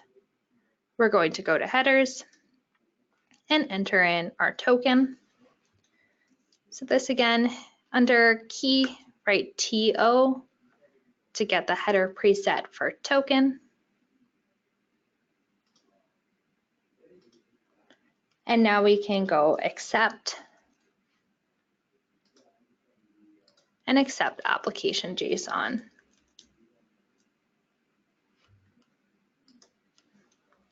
So I filled in my URL and my HTTP method is now post. Under headers, I can go to authorization. And this was a preset that we made earlier in the course. You can get it by going to key and typing in TO and selecting that preset, and then accept application JSON.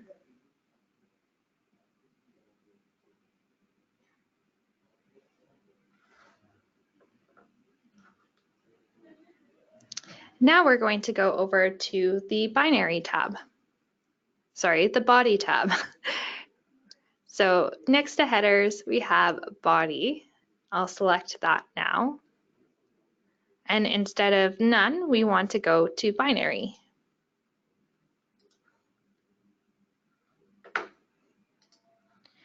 Here we can choose a file we would like to upload. So now choose files. Go to FME Data 2019. This should be saved on the side. Resources, REST API, Chapter 4, Exercise 7, and then select data points here. So again, this URL or this pathway is local disk C, FME Data 2019, Resources, REST API, Chapter 4, Exercise 7. Click the data points file, click open, and that will upload that to Postman. And now click send.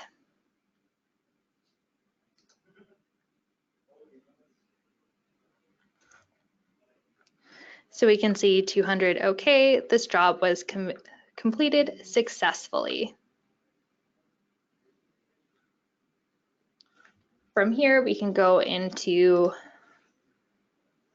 our resources through FME Server.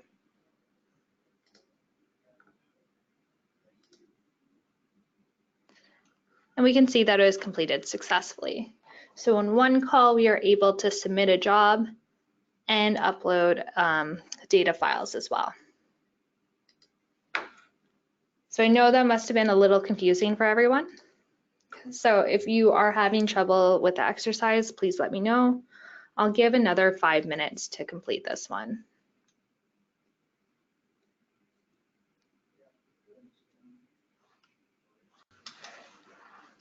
So we have a great question here, and this latest exercise was a synchronous call. And the question was, could this be done asynchronously by uploading source data set and running the call or running the job in one call? And unfortunately, we don't have that call built in. I went through all three options we have to run a call. So we have the synchronous, asynchronous, and this transact data call. So unfortunately, if you are using this, you'll have to run the job synchronously. Otherwise, it's 2 calls.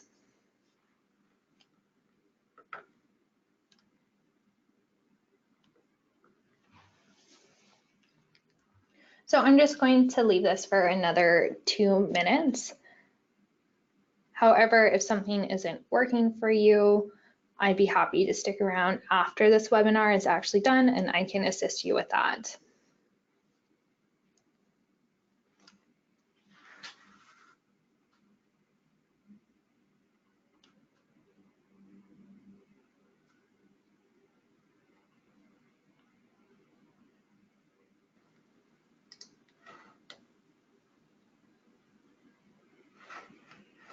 All right, so I'm going to continue on.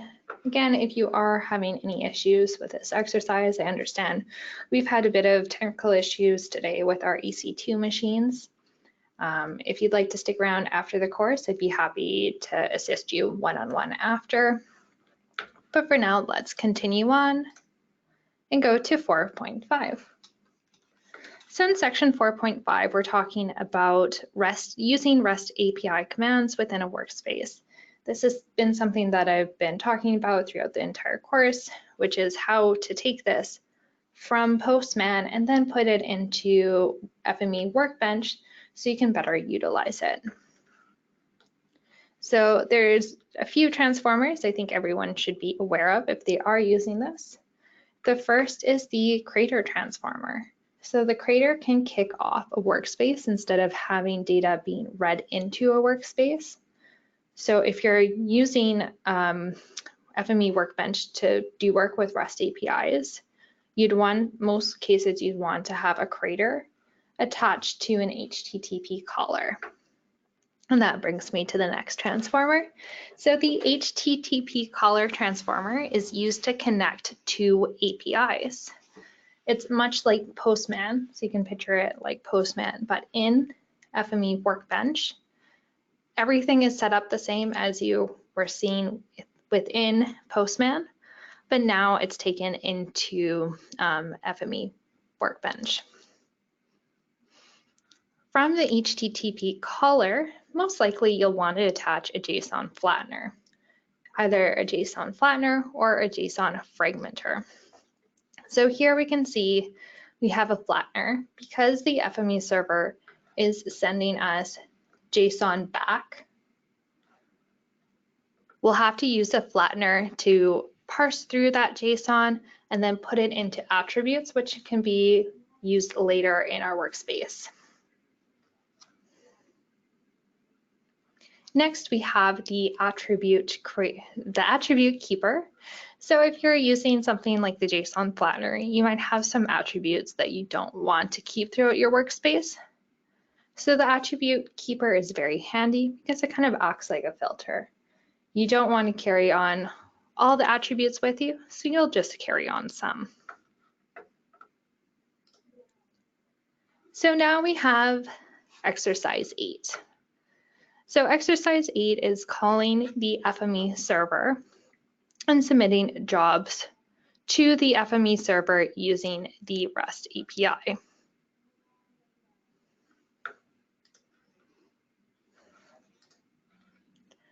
So we're creating a simple workspace that triggers multiple jobs within the FME server. We're going to be exploring how to set this up to run asynchronously or synchronously. So let's begin. So go to Workbench and open up a blank workspace. So I just clicked New and then selected a blank workspace. Next, we'll add in a creator.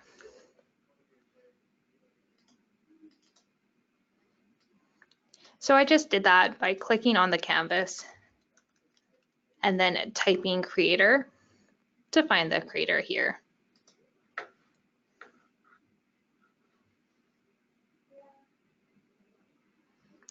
Next, we'll want to use the HTTP caller transformer. So again, this is like Postman, but instead it's in the FME environment. And I'll scroll in a little bit, so hopefully people can see this better. So there's a few different ways to use authorization within the HTTP caller, and I can show you them here. So in the request URL, you can have a token in the request URL. So that's the first way that we looked up using a token when we started this course. Under headers, we can have a token here. This is what we've been doing before. We can also have a web connection.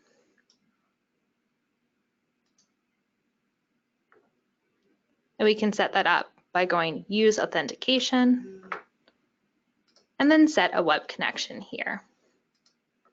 We can also use basic authentication and type in a username and password.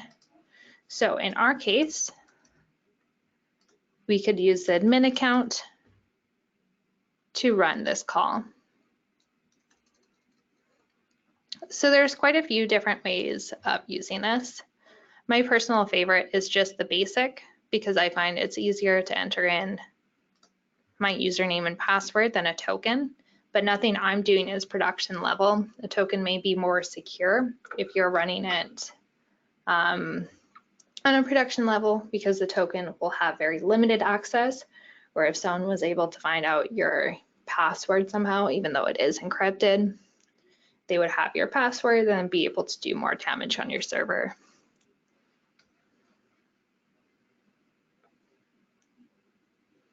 All right.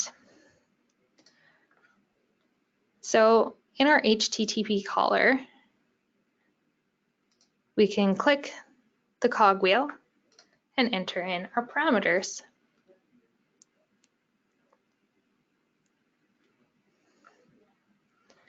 So this works very similar to Postman.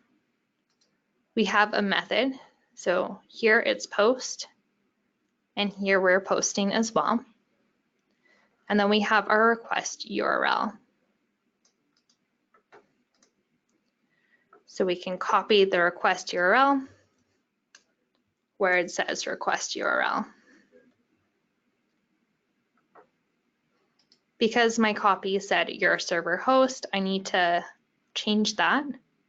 So if I click this down menu, I can open up my text editor and type in localhost again. So again here, I just filled out the request URL and my HTTP method. By default, this is blank, but I can select this to post. And then I copied and pasted my request URL in, click the down button, opened up my text editor, and changed your server host to localhost here. And then I can click OK.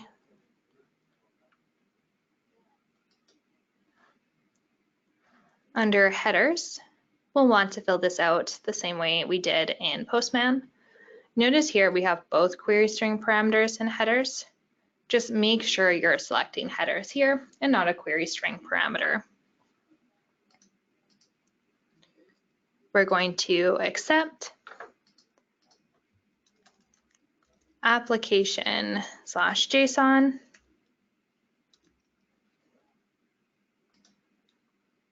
Then under authorization, we can enter in our token. So this will be FME token space token equals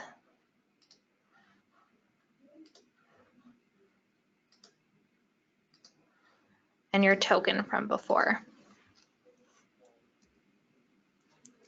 So I just filled in my parameters here. I'm accepting application JSON from the server, and under authorization, I have it filled out like this. So it's FME token space token equals.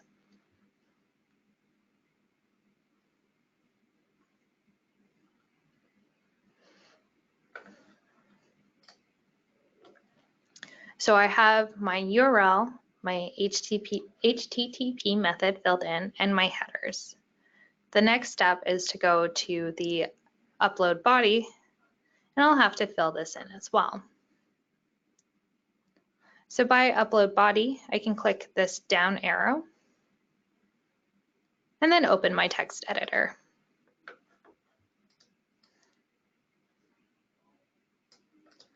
I can copy and paste this into the upload body.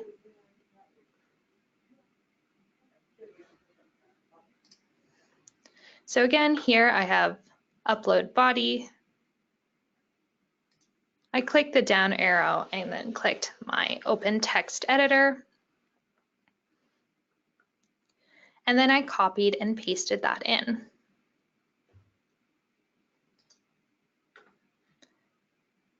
Next, my content type will be JSON. So this was previously filled out in a header, but in Workbench, you need to specify that with the body. So we're specifying that we're sending FME server JSON. And then I can click OK and run my workspace.